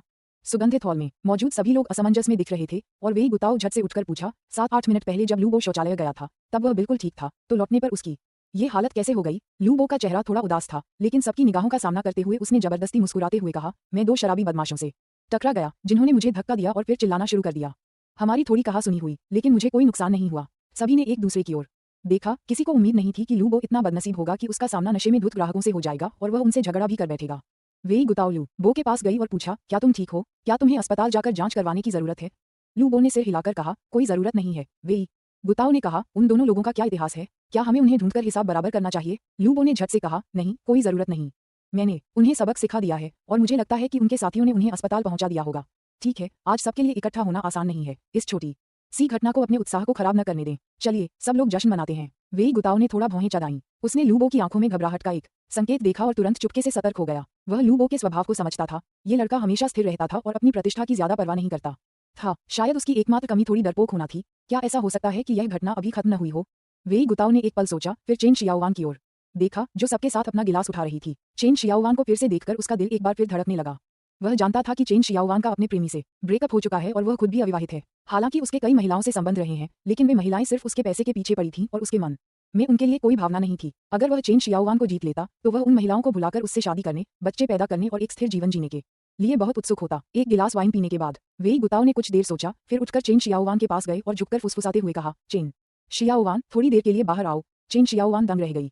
उसने अपने दोनों ओर खड़ी वू शियाओपिंग और जीजी को देखा जो उसे आंख मार रही थीं और चिढ़ा रही थीं। उसने तुरंत उन्हें आंखें घुमाकर जवाब दिया और वेई गुताओ के पीछे पीछे सुगंधित हॉल से बाहर निकल गई। तुम्हें कुछ चाहिए? बाहर गलियारे में पहुंचकर चेन शियाओवान ने गलियारे के दूसरे छोर से उनकी ओर आ रहे 7-8 खतरनाक आदमियों पर एक नजर डाली और उसकी भौहें थोड़ी सिकुड़ गईं। वेई गुताओ ने भी लोगों के उस समूह को देखा। पल भर में उसे समझ आ गया कि वे शायद लू बो को पकड़ने आए हैं। आगे चल रहे 2 लोगों के कदम थोड़े लड़खड़ा रहे थे और उनके चेहरे पर चोट के निशान और सूजन थी, जिससे साफ पता चलता था कि हाल ही में उनकी पिटाई हुई थी। शियाओवान, ये मेरी कार की चाबी है। मेरी कार बाहर पार्किंग में खड़ी है। क्या तुम ट्रंक से बढ़िया शराब की 2 बोतलें लाने में मेरी मदद कर सकती हो? वेई गुताओ ने अपनी कार की चाबी निकालकर चेन शियाओवान के हाथ में दे दी। चेन शियाओवान थोड़ी हैरान थी। उसे उम्मीद नहीं थी कि वेई गुताओ उसे ऐसी बात के लिए टोकेंगे।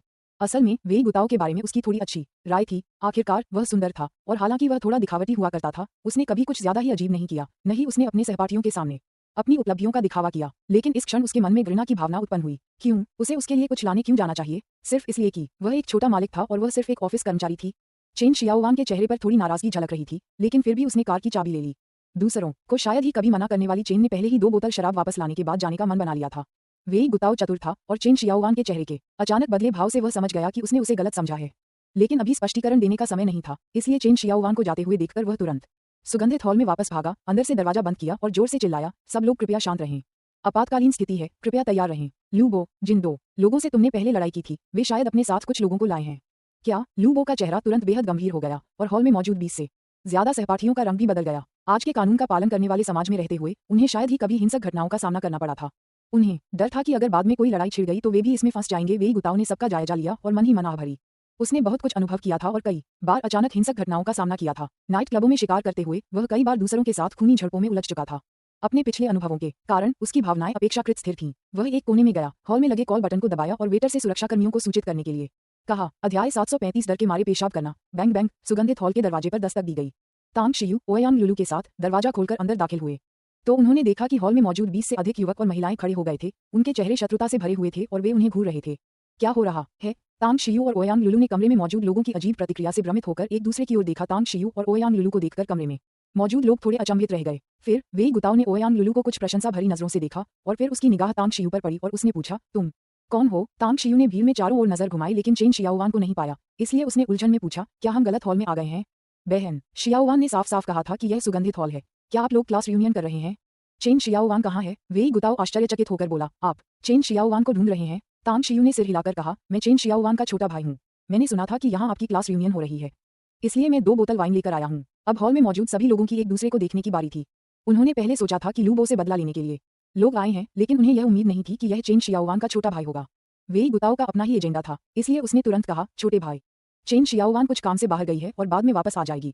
आप दोनों पहले चले जाइए और जब चेन शियाओवान वापस आएगी तो मैं उससे आप लोगों से संपर्क करवा दूंगी। क्या उन्हें जाने के लिए कहना सही है? तांग शियू को कुछ एहसास हुआ प्रतीत हुआ। उसने मुड़कर उन 7-8 लोगों को देखा जो पहले ही दरवाजे से बाहर निकल चुके थे, जिनमें से 2 लोग आगे आगे गाली गलौज कर रहे थे, और फिर कमरे में मौजूद लोगों के सतर्क चेहरों को देखा। वह तुरंत हंस पड़ा और बोला, क्या आपका उनसे कोई विवाद चल रहा है? वे गुताओ, लूबो और अन्य लोग कुछ नहीं बोले, लेकिन कुछ बहादुर पुरुष पहले ही 2 कदम आगे बढ़ चुके थे और अपने पीछे मौजूद 6 या 7 महिलाओं की रक्षा कर रहे थे। अरे वाह, कितनी भीड़ है! चोटिल चेहरे वाला बाई शेंग लड़खड़ाते हुए दरवाजे से अंदर आया।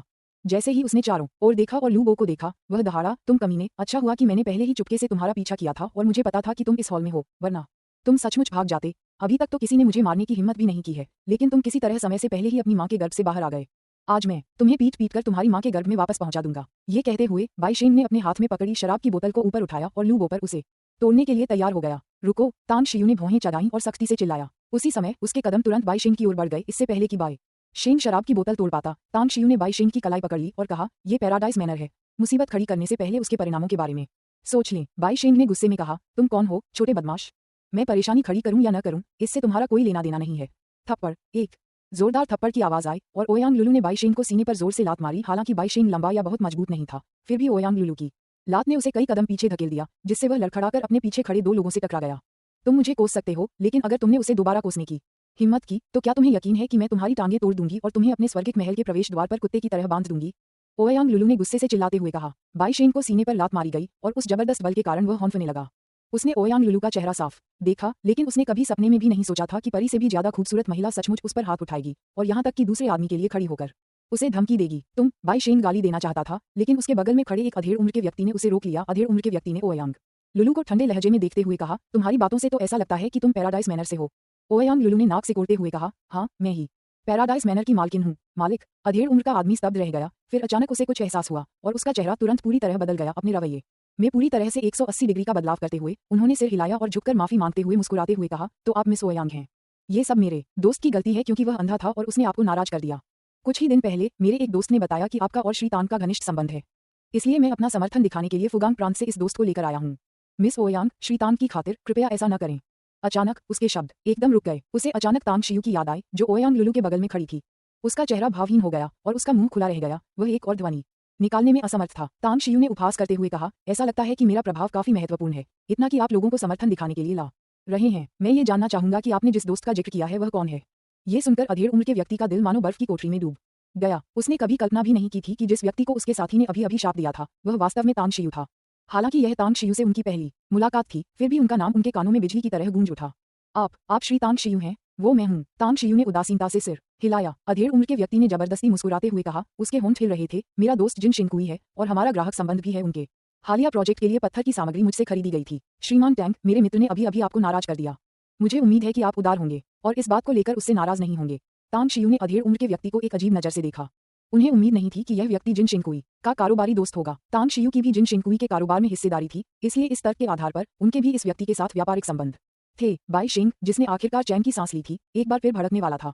आखिरकार सबके सामने, और वह भी एक खूबसूरत मनमोहक महिला के हाथों पिटने से उसे अपमान महसूस हुआ। लेकिन जब उसने अपने साथी को तांग शियू का नाम लेते सुना तो उसका शरीर कांपने लगा और उसका नशा काफी हद तक उतर गया। क्या आप सचमुच तांग शियू हैं? तांग परिवार के तांग शियू? बाई शेंग के रवैये में भी बहुत बड़ा बदलाव आया और उसने सावधानीपूर्वक सवाल पूछा। तांग शियू ने भौहें चढ़ाकर कहा, क्या तुम मुझे जानते हो? बाई शेंग का दिल बैठ गया और वह लगभग रोने ही वाला था। वह किसी से नहीं डरता था, यहाँ तक कि अपने परिवार के बड़ों से भी नहीं, लेकिन एक निर्दयी व्यक्ति ऐसा था जिससे वह वास्तव में दिल से डरता था, और वह था शाही राजधानी के तांग परिवार का तांग शियू। श्रीमान तांग, मुझे वास्तव में खेद है। मुझे नहीं पता था कि यहाँ के मालिक का आपसे इतना करीबी रिश्ता है, और अभी अभी आपको न पहचान पाने में मैं सरासर अंधा था। मैं फुगांग प्रांत के बाई परिवार का बाई शेंग हूँ। तांग शियू ने भौहें चढ़ाकर पूछा, बाई यांग से तुम्हारा क्या संबंध है? बाई शेंग ने कहा, वह हमारे बाई परिवार के मुखिया हैं। वरिष्ठता के अनुसार मुझे उन्हें चाचा कहना चाहिए। तांग शियू ने सिर हिलाकर कहा, मैं बाई परिवार के बारे में थोड़ा बहुत जानता हूँ। चाहे वह बाई यांग हो या बाई परिवार के अन्य सदस्य, वे सभी बहुत ही शांत स्वभाव के हैं। मुझे आप जैसे किसी अनोखे व्यक्ति के सामने आने की उम्मीद नहीं थी। जल्दी से फुगांग प्रांत लौट आओ, और भविष्य में जब तुम्हारे पास करने को कुछ न हो तो बाहर जाकर अपने परिवार के लिए परेशानी खड़ी मत करना। बाई शेंग ने अपने माथे से ठंडा पसीना पोंछा और जल्दी से सिर हिलाते हुए कहा, हाँ, आप सही हैं। मैं भविष्य में निश्चित रूप से खुद को सुधार लूंगा। अगर आपके पास कोई और निर्देश नहीं है तो मैं पहले ही चला जाऊंगा। मैं कल सुबह सबसे पहले फुगांग प्रांत वापस जाऊंगा। उसके बोलने के बाद जो समूह इतने भयावह माहौल के साथ आया था वह अब भय से भरकर तेजी से वहां से चला गया। सुगंधित हॉल में मौजूद 20 से अधिक लोग और भी ज्यादा हक्का बक्का रहे गए। उनके मुंह खुले रह गए। वे अप्रत्याशित घटनाओं की इस श्रृंखला से अचंभित थे। तांग शियू मुड़ा, वेई गुताओ और अन्य लोगों पर एक नजर डाली। उसके चेहरे पर मुस्कान लौट आई और उसने कहा, हमारे पैराडाइज मैनर में भोजन करते समय आपको हुई असुविधा के लिए मैं क्षमा चाहता हूँ। ये 2 बोतल वाइन हमारी तरफ से आप सभी के लिए मुफ्त हैं, इनका आनंद लें। हमें और भी काम है, इसलिए हम आपके साथ नहीं रहेंगे। Divine immortal Bru. 20 से ज्यादा लोगों में से कम 1 दर्जन लोग वाइन के बारे में जानते थे और उन्होंने अब तक जो सबसे प्रीमियम वाइन पैकेजिंग देखी थी वह डिवाइन इमॉर्टल ब्रू के लिए थी। वे मन ही मन आश्चर्यचकित हो रहे थे क्योंकि उन्हें उम्मीद नहीं थी कि तांग शियू द्वारा लाई गई शराब की 2 बोतलें डिवाइन इमॉर्टल ब्रू होंगी। ये जानना जरूरी है कि डिवाइन इमॉर्टल ब्रू एक महंगी शराब थी जो विशेष दुकानों में 18,888 युआन प्रति बोतल के हिसाब से बिकती थी, लेकिन अनौपचारिक रूप से कई लोग इसके लिए दोगुनी कीमत चुकाने को तैयार थे। अच्छी शराब दुर्लभ, ये डिवाइन इमॉर्टल ब्रू की विशेषताएं थीं। वेई गुताओ ने जल्दी से पुकारा, श्रीमान तांग, कृपया प्रतीक्षा करें, अभी आपका बहुत बहुत धन्यवाद। अगर तुम न होते तो शायद हम हार जाते। तांग शियू मुस्कुराई और बोली, चिंता मत करो, चूंकि आपने पैराडाइज मैनर में भोजन करने का विकल्प चुना है, इसलिए हम आपकी सुरक्षा की गारंटी देते हैं। वेई गुताओ ने मुस्कुराते हुए सिर हिलाया, फिर हिचकिचाते हुए मेज पर रखी डिवाइन इमॉर्टल ब्रू की 2 बोतलों की ओर इशारा करते हुए कहा, श्रीमान तांग, हम आपकी दयालुता के लिए आभारी हैं, लेकिन ये शराब, ये वास्तव में बहुत कीमती है। हम तांग शियू ने हाथ हिलाते हुए मुस्कुराते हुए कहा, ये तो बस शराब है, इसमें कुछ खास नहीं है। तुम लोग, ओह छोटे भाई, तुम यहाँ हो, लुलू भी यहाँ है। सुगंधित हॉल के द्वार पर चेन शियाओवान बाहर से खाली हाथ अंदर चली गई। शुरू में उसके चेहरे पर अभी भी कुछ गुस्सा था, लेकिन जब उसने तांग शियू और ओयांग लुलू को देखा तो उसके चेहरे से गुस्सा तुरंत पूरी तरह गायब हो गया। ओयांग लुलू जल्दी से उसके पास गई, चेन शियाओवान के साथ प्यार से हाथ मिलाते हुए बोली, बहन शियाओवान, मुझे अभी पता चला कि आप और आपके सहपाठी यहाँ पुनर्मिलन कर रहे हैं, नहीं तो मैं पहले ही कर्मचारियों से सबसे अच्छा हॉल तैयार करवा देती। चेन शियाओवान थोड़ी शर्मिंदा हुई और फुसफुसाते हुए बोली, लुलू, हमें आपस में इतना विनम्र होने की जरूरत नहीं है, हमारे लिए यहाँ अपना पुनर्मिलन करना बिल्कुल ठीक है। ओयांग लुलू मुस्कुराई और बोली, बहन शियाओवान, आप जहाँ भी सहज महसूस करें वहाँ रह सकती हैं। वैसे भी जब आप यहाँ आएं तो इसे घर आने जैसा ही समझें। आज का खाना मेरी तरफ से है, अच्छा खाओ, अच्छा पियो, खूब मजे करो। आज यहाँ आपके सभी खर्चे निःशुल्क हैं, मत करो, ये तय हो गया है, नहीं तो तुम्हारा भाई मुझे डांट डांट कर मार डालेगा। ओयांग लुलू ने चेन शियाओवान को बीच में रोकते हुए मुस्कुराते हुए कहा। तांग शियू ने हंसते हुए कहा, बहन शियाओवान, चूंकि लुलू बिल का भुगतान करना चाहती है तो उसे ही करने दो, ठीक है, हम आपके खाने में खलल नहीं डालेंगे। जब आपका काम यहाँ खत्म हो जाए तो मुझे फोन कर देना, मैं आपको घर छोड़ दूंगा। कुछ देर बाद तांग शियू और ओयांग लुलू चली गईं और सुगंधित हॉल में केवल चेन शियाओवान के सहपाठी ही रह गए। जैसे ही चेन शियाओवान ने वेई गुताओ को अपनी कार की चाबियां सौंपी, उसके सहपाठियों के बीच तुरंत चर्चा शुरू हो गई। ये तो कमाल है, शियाओवान का भाई सचमुच अविश्वसनीय है, अविश्वसनीय। अभी अभी तो ऐसा लग रहा था जैसे डर के मारे उन लोगों ने अपनी पैंट में पेशाब कर दिया हो, अविश्वसनीय रूप से अमीर। अध्याय 736 पैसा पैसा नहीं है। चेन शियाओवान ने वेई गुताओ के चेहरे पर धीरे धीरे आश्चर्य के भाव बदलते हुए देखा, जबकि उसके पुराने सहपाठियों के बीच की चर्चाओं और उनकी ईर्ष्यालु निगाहों ने उसे व्याकुल महसूस कराया। आप सबके साथ क्या चल रहा है? चेन शियाओवान बुदबुदाई। वू शियाओपिंग ने अपने हाथों को रगड़ा, उसके गोल मटोल चेहरे पर एक चापलूसी भरी मुस्कान थी और चेन शियाओवान के सामने 180 डिग्री झुककर हंसते हुए कहा, सुंदर चेन, मेरी सबसे प्यारी, सबसे प्रिय देवी शियाओवान, क्या आपको अभी भी एक वफादार नौकर की जरूरत है? अगर हाँ तो कृपया मुझे रख लें, मैं कपड़े धोऊंगा, खाना बनाऊंगा, चाय परोसूंगा, पानी डालूंगा, मैं गारंटी देता हूँ कि आप संतुष्ट होंगी। जीजी ने वू शियाओपिंग के कंधे पर थप्पड़ मारा और उसे कई मीटर दूर धकेल दिया। फिर चेन शियाओवान के पास लौटकर अपने कपड़े समेटे, गला साफ किया और उसी तरह की चापलूसी भरी मुस्कान के साथ कहा, बहन शियाओवान, हम इन सहपाठियों में सबसे करीबी होने चाहिए, है ना? अब से मुझे अपना छोटा सा गर्म सूती जैकेट, अपना 24 घंटे का सेवक समझो। तुम्हें जो भी चाहिए बस मुझे तुरंत बता देना, मैं तुम्हारे लिए कुछ भी खुशी खुशी करूंगा। और मैं देवी चेन की सेवा करना मेरे जीवन का सबसे बड़ा सम्मान है। सहपाठी शियाओवान, जीवन भर के सहपाठी, 3 जन्मों के रिश्तेदार। इतना ही नहीं, हम 500 साल पहले परिवार थे। अब से तुम्हें मुझे अक्सर अपने पैर से लिपटने देना होगा। सुंदर चेन, क्या आप अब भी पुरुष रखेल रखते हैं? मैं आपका दूसरा या तीसरा रखेल बनने को तैयार हूँ। चेन शियाओवान ने अपने सामने चापलूसी करने वाले पुराने सहपाठियों के समूह को बड़ी बड़ी आंखों से देखा। उसके होंठ कई बार फड़फड़ाए। उसे स्पष्ट रूप से समझ में आया कि उनकी हरकतें शायद तांग शियू और ओयांग लुलू के आने के कारण थीं। कुछ हंसी और हंगामे के बाद चेन शियाओवान को धीरे धीरे समझ आ गया कि अभी क्या हुआ था। वेई गुताओ को देखकर, जो अब हल्के से मुस्कुरा रहा था, उसके प्रति उसके मन में जो थोड़ी सी घृणा थी वह पूरी तरह गायब हो गई और उसकी जगह कृतज्ञता की एक सूक्ष्म भावना ने ले ली। जब सभी लोग उत्साह से बातें कर रहे थे, उसने चुपचाप अपने फोन पर वेई गुताओ को एक संदेश भेजा। क्या तुमने जानबूझकर मुझे अभी नीचे बुलाया? क्या तुम्हें डर था कि हमारे सहपाठी और वे लोग आपस में भिड़ जाएंगे और मैं खतरे में पड़ जाऊंगी? वेई गुताओ को संदेश मिला और उन्होंने एक शब्द में जवाब दिया, हाँ। चेन शियाओवान आखिरकार वेई गुताओ का इरादा समझ गई। उसने धन्यवाद कहा और जल्दी जाने की अपनी मूल योजना को पूरी तरह से त्याग दिया। उसी समय अपने सहपाठियों के बीच अमर पे की 2 बोतलें पूरी तरह से बांटते हुए देखकर उसका दिल अपने छोटे भाई तांग शियू के प्रति और भी अधिक कृतज्ञता से भर गया। ओयांग लुलू के निवास स्थान हेवन विला में तांग शियू सुगंधित चाय पीते हुए किताब पढ़ रहे थे, मानो वे पूर्ण सुख और आराम की तस्वीर पेश कर रहे हों। ओयांग लुलू उनके साथ नहीं थीं, वे व्यापारिक मामलों के लिए गई हुई थीं। रिंग रिंग रिंग, फोन की घंटी बजी, जिससे उनके पढ़ने का शांत वातावरण भंग हो गया। तांग शियू ने अपना फोन निकाला, देखा कि गु शियाक्सू का फोन है और मुस्कुराते हुए जवाब दिया, शियाक्सू, क्या कुछ गड़बड़ है? गु शियाक्सू ने कहा, गुरुजी, मुझे उम्मीद है कि मैं आपको परेशान नहीं कर रही हूँ। तांग शियू मुस्कुराई और बोली, नहीं, कोई बात नहीं। तभी गु शियाक्सू ने कहा, दरअसल मैं आपको मुख्य रूप से 3 बातों के लिए फोन कर रही हूँ। पहली बात तो यह है कि मेरी मालकिन ने मुझसे कहा है कि मैं आपसे पूछूं कि आपको जिंगमिन द्वीप आने का समय कब मिलेगा। उन्होंने कहा कि उन्हें आपकी बहुत याद आती है।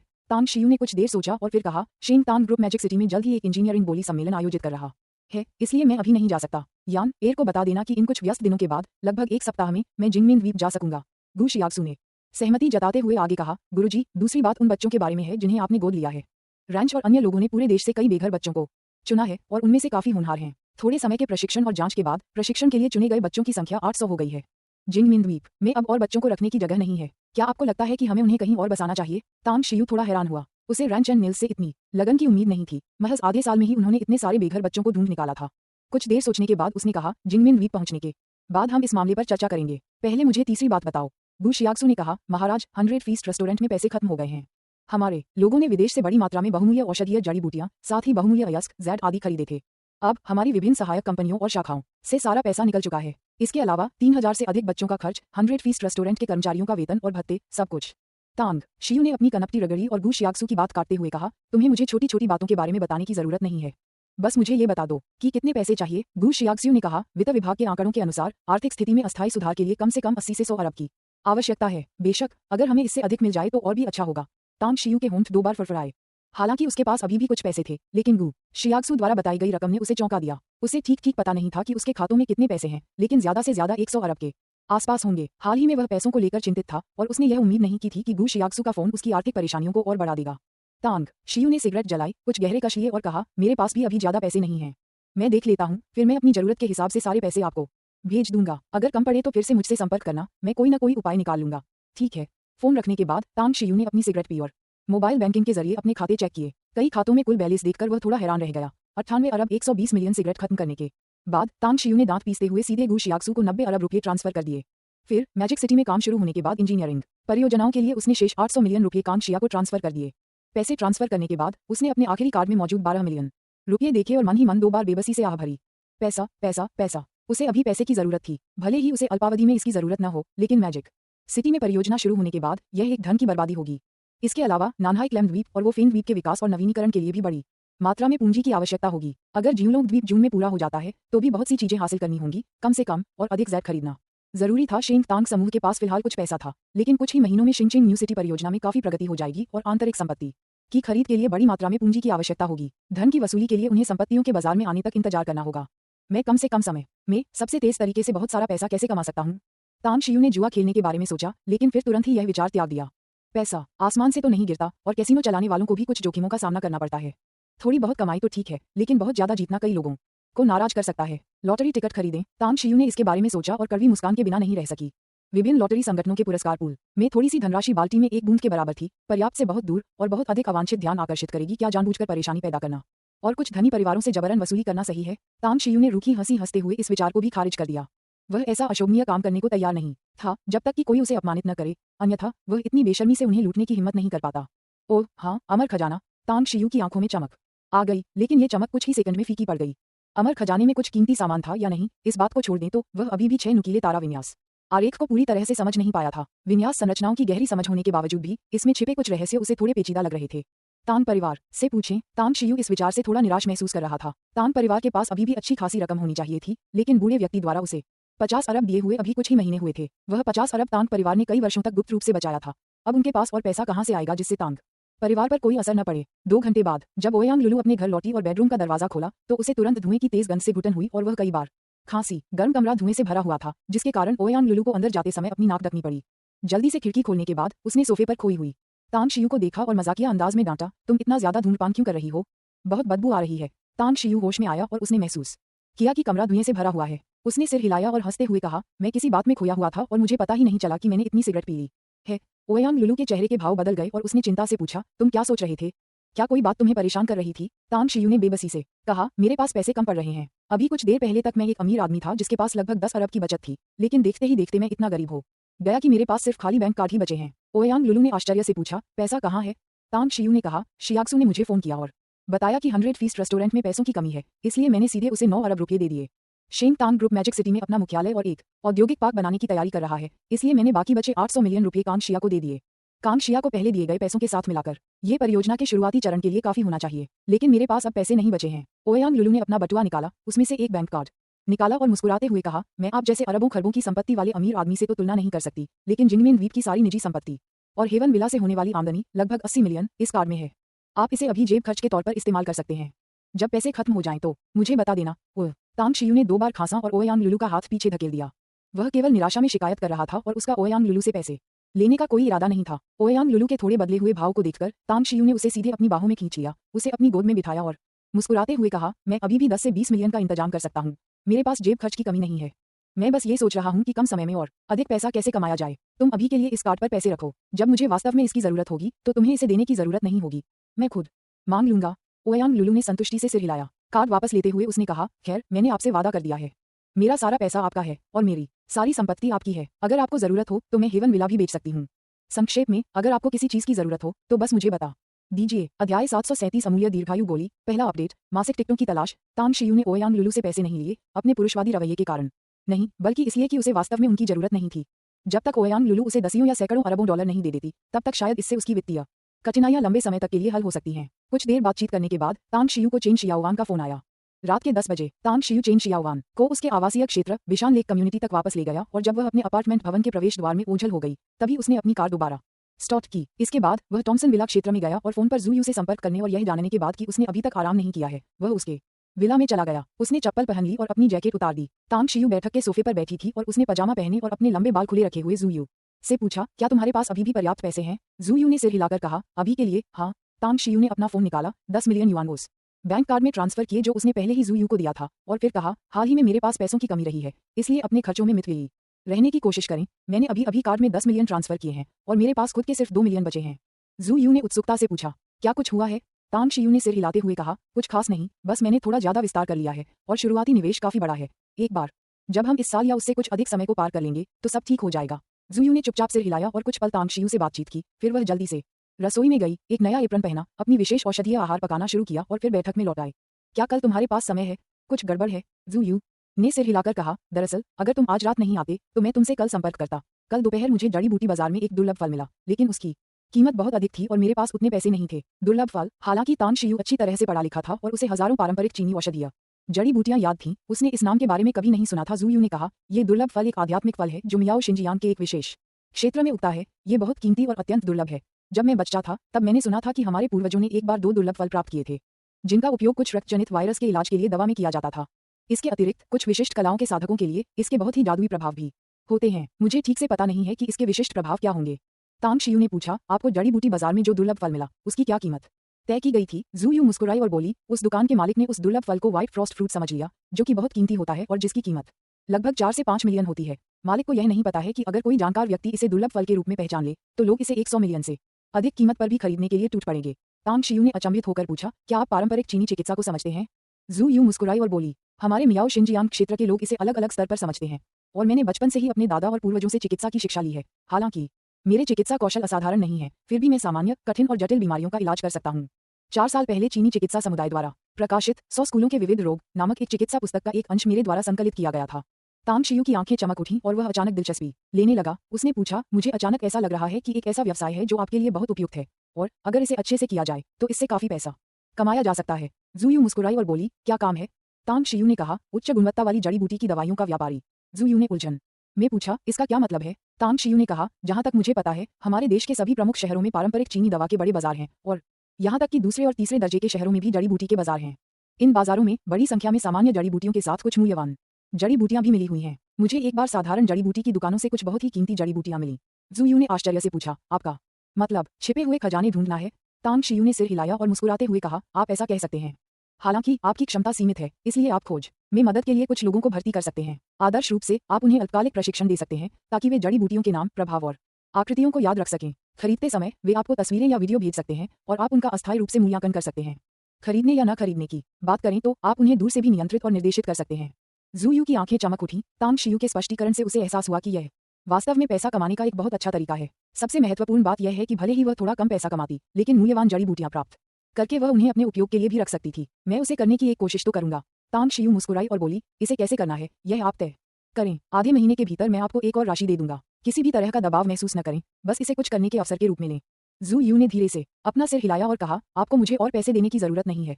आपने अभी जो 10 मिलियन भेजे हैं वह काफी होना चाहिए। तांग शियू ने और कुछ नहीं कहा। अपना फोन निकाला, ली जुरेन का नंबर ढूंढा, कुछ मिनट तक चुपचाप उसे देखता रहा, लेकिन अंततः उसने उसे डायल नहीं किया। वह निश्चित रूप से ऐसी गोलियां बना सकता था जिनसे जीवन काल बढ़ जाता था, लेकिन सभी आवश्यक जड़ी बूटियों को इकट्ठा करना वास्तव में मुश्किल था। हालांकि ली जुरिन द्वारा पिछली बार भेजी गई जड़ी बूटियों की खेप का उपयोग कुछ जीवन विस्तार गोलियां बनाने के लिए किया जा सकता था, लेकिन वह उनकी कीमत के बारे में अनिश्चित था। आप किस बारे में सोच रहे हैं? जू यू ने अपना एप्रन खोला और तांग शियू के बगल में बैठकर पूछा। तांग शियू ने ऊपर देखते हुए पूछा, अगर कोई ऐसी गोली होती जो किसी बुजुर्ग व्यक्ति की उम्र को 3 से 5 साल तक बढ़ा सकती, तो आपको क्या लगता है कि अगर ऐसी गोली बाजार में उतारी जाए तो उसकी कीमत क्या होगी? जू यू ने पूछा। ये गोलियां कितनी हैं? तांग शियू ने कहा, बहुत कम, थोड़े समय में 10 को परिष्कृत करना ही सीमा है।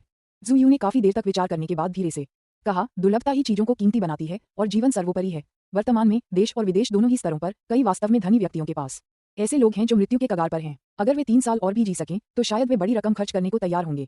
विशिष्ट मूल्य निर्धारण, तांग शियू ने भौहें उठाकर पूछा। जू यू ने गंभीरता से कहा, इसे प्रति गोली 500 मिलियन पर सेट करना ठीक रहेगा। 500 मिलियन? तांग शियू ने गहरी सांस ली, अपना फोन फिर से निकाला और ली जुरिन का मोबाइल नंबर डायल किया। कुछ ही देर में दूसरी तरफ से ली जुरिन की जोरदार हंसी सुनाई दी। तांग शियू, मुझे आपका फोन पाकर बहुत खुशी हुई। तांग शियू ने कहा, मुझे आपसे किसी बात पर चर्चा करनी है। आप लाइफ एक्सटेंशन पिल्स के बारे में जानते हैं? अगर मैं आपको 10 लाइफ एक्सटेंशन पिल्स बेचना चाहूं जिनमें से प्रत्येक की कीमत 500 मिलियन हो, तो क्या आप उन्हें खरीदने के लिए तैयार होंगे? खरीदो, ली जुरिन ने दृढ़ता से कहा। तांग शियू ने कहा, मैं आधे महीने के भीतर जिंगमिन द्वीप पर 10 लाइफ एक्सटेंशन पिल्स लाऊंगा। अगर आप वाकई उन्हें खरीदना चाहते हैं तो उस समय जिंगमिन द्वीप पर स्थित बान रेस्टोरेंट में आएं। आप इन्हें अपने उपयोग के लिए खरीदते हैं या दूसरों को बेचने की योजना बनाते हैं, यह आपका निजी मामला है। ली जुरिन ने अपनी आवाज में खुशी जताते हुए कहा, 500 मिलियन बहुत ही उचित कीमत है। मैं स्वयं जिंगमिन द्वीप आऊंगा और आपके फोन का इंतजार करूंगा। ठीक है। तांग शियू सहमत हो गई और फिर सीधे फोन काट दिया। जू यू ने अभी तांग शियू और ली जुरिन की बातचीत स्पष्ट रूप से सुनी थी। हालांकि वह पैसे को हल्के में लेती थी, लेकिन ये तथ्य कि तांग शियू सिर्फ एक फोन कॉल से 10 गोलियां 5 अरब की खगोलीय कीमत पर बेच सकता था, ने उसे दिल से प्रशंसा का भाव महसूस कराया। युद्ध कौशल, प्रतिभा, चरित्र, पैसा कमाना। जू यू ने अपने मन में इन चारों गुणों का विश्लेषण और पुनर्मूल्यांकन किया और पुष्टि की कि तांग शियू में ये सभी गुण मौजूद थे और वह असाधारण रूप से उत्कृष्ट थी। अगला कदम, क्या आप दवा को परिष्कृत करने जा रहे हैं? तांग शियू ने सिर हिलाकर कहा, कल मैं तुम्हारे साथ जड़ी बूटी बाजार जाऊंगी और रास्ते में कुछ जड़ी बूटियां खरीद लूंगी। दवायुक्त आहार कब तैयार होगा? इसे पीने के बाद मुझे जल्दी वापस जाना होगा। जू यू स्तब्ध रह गई, फिर बोली, आज रात मत जाना। तांग शियू ने उसे ध्यान से देखा, अपना सिर हिलाया और कहा, कुछ चीजों में जल्दबाजी नहीं होती। हो सकता है कि मुझे बहुत जल्द कुछ काम मिल जाए। वास्तव में जैसे ही औषधीय आहार तैयार हुआ, तांग शियू ने इसे पीना भी समाप्त नहीं किया था कि मो आवू का फोन आया, जिसमें उसे सूचित किया गया कि सेना और एसओई कंपनी के ऑस्टिन कोल के समूह ने जिंगनिंग जिले में कांशा फार्मास्यूटिकल कंपनी के पास एक भयंकर लड़ाई में भाग लिया है। सेना को मामूली नुकसान हुआ, लेकिन ऑस्टिन कोल घायल हो गए और भीषण लड़ाई में उनके 7 या 8 अधीनस्थ मारे गए। बॉस, युद्ध के अंत में अचानक 2 लोग प्रकट हुए। उनकी ताकत जबरदस्त थी, लगभग मार्शल आर्ट के ग्रैंड मास्टर्स के स्तर तक पहुंच रही थी और कई सैन्य विशेषज्ञों को गंभीर रूप से घायल करने के बाद वे ऑस्टिन कोल के साथ चले गए। उनकी पीछे हटने की दिशा कांशा फार्मास्यूटिकल कंपनी की ओर थी। तांग शियू ने गहरी भौहें चढ़ाकर पूछा, रैट ने क्या कहा? मो अवू ने कहा, रैट के लोग फिलहाल मामले की जांच कर रहे हैं। क्योंकि दूसरी पार्टी बहुत जल्दी पीछे हट गई, इसलिए अभी तक कोई नतीजा नहीं निकला है। हालांकि वे दोनों कवच पहने हुए थे और कांशा फार्मास्यूटिकल कंपनी की दीवार के ठीक बाहर जाते समय उन्होंने कुछ निशान छोड़ दिए थे। तांग शियू ने गहरी सांस ली और कहा, मैं तुरंत वहां जा रहा हूं। मेरे आने से पहले जल्दबाजी में कोई काम मत करना। फोन रखने के बाद तांग शियू खड़ा हो गया, अपनी जैकेट उठाई और जू यू की ओर देखा, जो कुछ कहना चाहती थी लेकिन हिचकिचा रही थी। उन्होंने कहा, आज मुझे वाकई कुछ काम करना है। जब मैं वह काम पूरा कर लूंगा तो मैं कल तुमसे मिलने आऊंगा। जू यू ने तुरंत कहा, कृपया सावधान रहें। ठीक है। तांग शियू मान गया और जितनी जल्दी हो सके निकल गया। जब तक वह कांशा फार्मास्यूटिकल कंपनी पहुंचा, तब तक सुबह के 1 बज चुके थे। हालांकि उन्हें लंबे समय से यह आशंका थी कि यहां शांति नहीं रहेगी, फिर भी बड़ी संख्या में पुलिस और सशस्त्र पुलिस अधिकारियों को पूरे इलाके को घेरते हुए देखकर उन्होंने थोड़ा सा भौहें सिकोड़ी। बॉस, गली के मोड़ पर एक अंधेरे कोने में रैट चुपके से प्रकट हुआ, धीरे से पुकारा और फिर तांग शियू को मो आवू और उसके समूह के साथ दौड़ते हुए देखा। बॉस, आखिरकार आप आ ही गए। तांग शियू ने पूछा, हालात कैसे हैं? क्या आपको बाद में आए उन दोनों की पहचान पता चली? रैट हिचकिचाया और बोला, मैं 100% निश्चित नहीं हो सकता, लेकिन उनके जाने के बाद छोड़े गए निशानों और मेरे वर्षों के अनुभव के आधार पर वे शी जिकियांग के अधीनस्थ होने चाहिए, और ऑस्टिन कोल को बचाने के बाद वे संभवतः कांशा फार्मास्यूटिकल कंपनी में भी भाग गए। तांग शियू ने कुछ देर सोचा, फिर रैट की ओर देखकर पूछा, तो आपके अनुभव के आधार पर युद्ध स्थल को घेरने वाली पुलिस कब वापस लौटेगी? रैट ने कहा, एक बड़ा हिस्सा 2 घंटे के भीतर वापस ले लिया जाएगा। हालांकि निगरानी व्यवस्था स्थापित करने के लिए कुछ लोगों को अभी भी आसपास ही छोड़ा जाएगा। तांग शियू की आंखों में एक ठंडी चमक पौंधी और उसने गहरी आवाज में कहा, चूहे, अपने लोगों को कहो कि वे सब पीछे हट जाएं। अध्याय 738 छल, दूसरा अपडेट, कृपया वोट करें। जब तांग शियू और मो आवू ने पहली बार चुपके से कांशा फार्मास्यूटिकल कंपनी में प्रवेश किया, तो वे सबसे भीतरी सुरक्षा चौकी को भी पार नहीं कर पाए। इस बार तांग शियू ने अस्थायी रूप से 10 अदृश्यता ताबीज तैयार किए और फिर से बिना किसी बाधा के वे सबसे भीतरी सुरक्षा चौकी पर पहुंच गए। Bang bang bang. पोस्ट के बाहर मौजूद 6 सुरक्षा गार्ड, जो हाई अलर्ट पर थे, जिन शी और अन्य लोगों द्वारा तुरंत बेहोश कर दिए गए। तांग शियू ने रक्तपान करने वाले खंजर को प्रकट किया और अराजकता बल के संचार से इसने लोहे के दरवाजे को इतनी आसानी से काट दिया जैसे टोफू को काटा जाता है, और भारी लोहे के दरवाजे को पूरी तरह से अलग कर दिया। जैसे ही वे 11 लोग इमारत में दाखिल हुए, अंदर कई लाल अलार्म लाइटें पहले से ही चमक रही थीं और बज रही थीं। अबू, अपने आदमियों को ऊपर ले जाओ और बदमाशों को बाहर निकालो।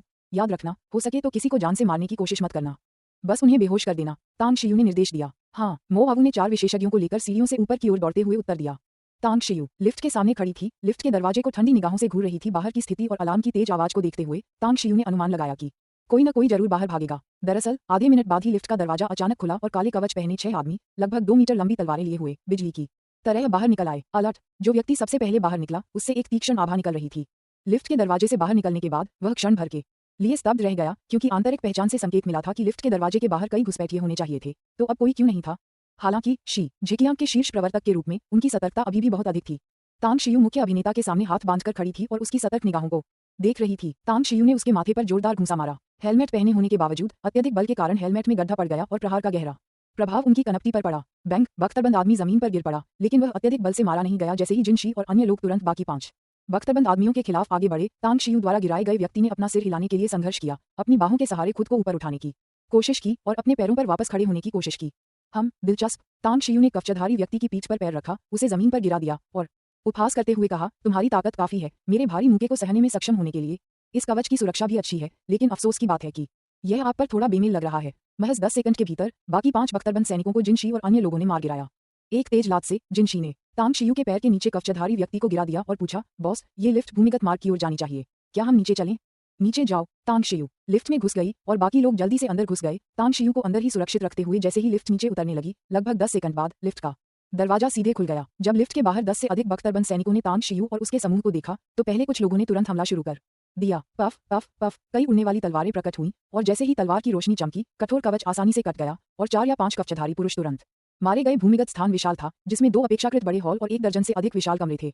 सबसे भीतरी निगरानी कक्ष में शी ज़िकियांग और ऑस्टिन कोल पहले ही एक समझौते पर पहुंच चुके थे। दरअसल 20 मिनट से कुछ अधिक समय पहले ही ऑस्टिन कोल ने यूरोपीय मुख्यालय से संपर्क कर लिया था और सरकारी स्वामित्व वाली कंपनी के वित्त विभाग के प्रमुख को शी ज़िकियांग के स्विस बैंक खाते में 1 अरब अमेरिकी डॉलर हस्तांतरित करने का आदेश दिया था। इस समय ऑस्टिन कोल का चेहरा बेहद गंभीर था। अपनी क्रूरता और निर्दयता के लिए जाने जाने वाले उसका पूरा शरीर हत्या के इरादे से भर गया था और उसकी निर्दयी आंखें मॉनिटर स्क्रीन पर टकटकी लगाए देख रही थीं। स्क्रीन पर लिफ्ट के बाहर मौजूद बख्तरबंद सैनिकों को लगातार मारे जाने का दृश्य दिखाया गया। ज़िकियांग, क्या तुम्हारे कवचधारी योद्धा आनुवंशिक रूप से संशोधित नहीं है और पहले से ही बहुत शक्तिशाली नहीं है?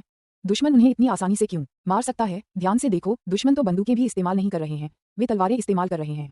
हाँ, तलवारें, प्राचीन हथियार जिनका इस्तेमाल केवल बर्बर लोग ही करते थे। ऑस्टिन कोल मुड़ा और गुस्से से दहाड़ा। ज़िकियांग का चेहरा पीला पड़ गया था और उसकी आंखों में एक विचारशील भाव झलक रहा था। उन्हें इन लोगों के मूल के बारे में पता नहीं था, लेकिन एक बात उन्हें बिल्कुल स्पष्ट थी, दुश्मन की ताकत के सामने उनका कथित रूप से अभेद्य भूमिगत अड्डा निश्चित रूप से उन्हें रोक नहीं पाएगा। इस मोड़ पर आगे बढ़ने का केवल एक ही रास्ता बचा था, भागो। आनुवंशिक कणों और उसके 4 सर्वश्रेष्ठ आनुवंशिक योद्धाओं को लेकर बहुत दूर भाग जाओ। अमीन अलियांग, मुख्य शोध डेटा और जानकारी एकत्र करने के लिए तुरंत लोगों को भेजें और जितनी जल्दी हो सके तीसरे निकास पर इकट्ठा हों। सेल्फ डिस्ट्रक्ट सिस्टम को सक्रिय करें और उल्टी गिनती को 3 मिनट पर सेट करें। शत्रु शक्तिशाली है, हमें यहाँ उनसे उलझने की जरूरत नहीं है। पहले इन्हें सुरक्षित स्थान पर पहुंचा दें, फिर बाद में इनकी पहचान पता लगाएंगे।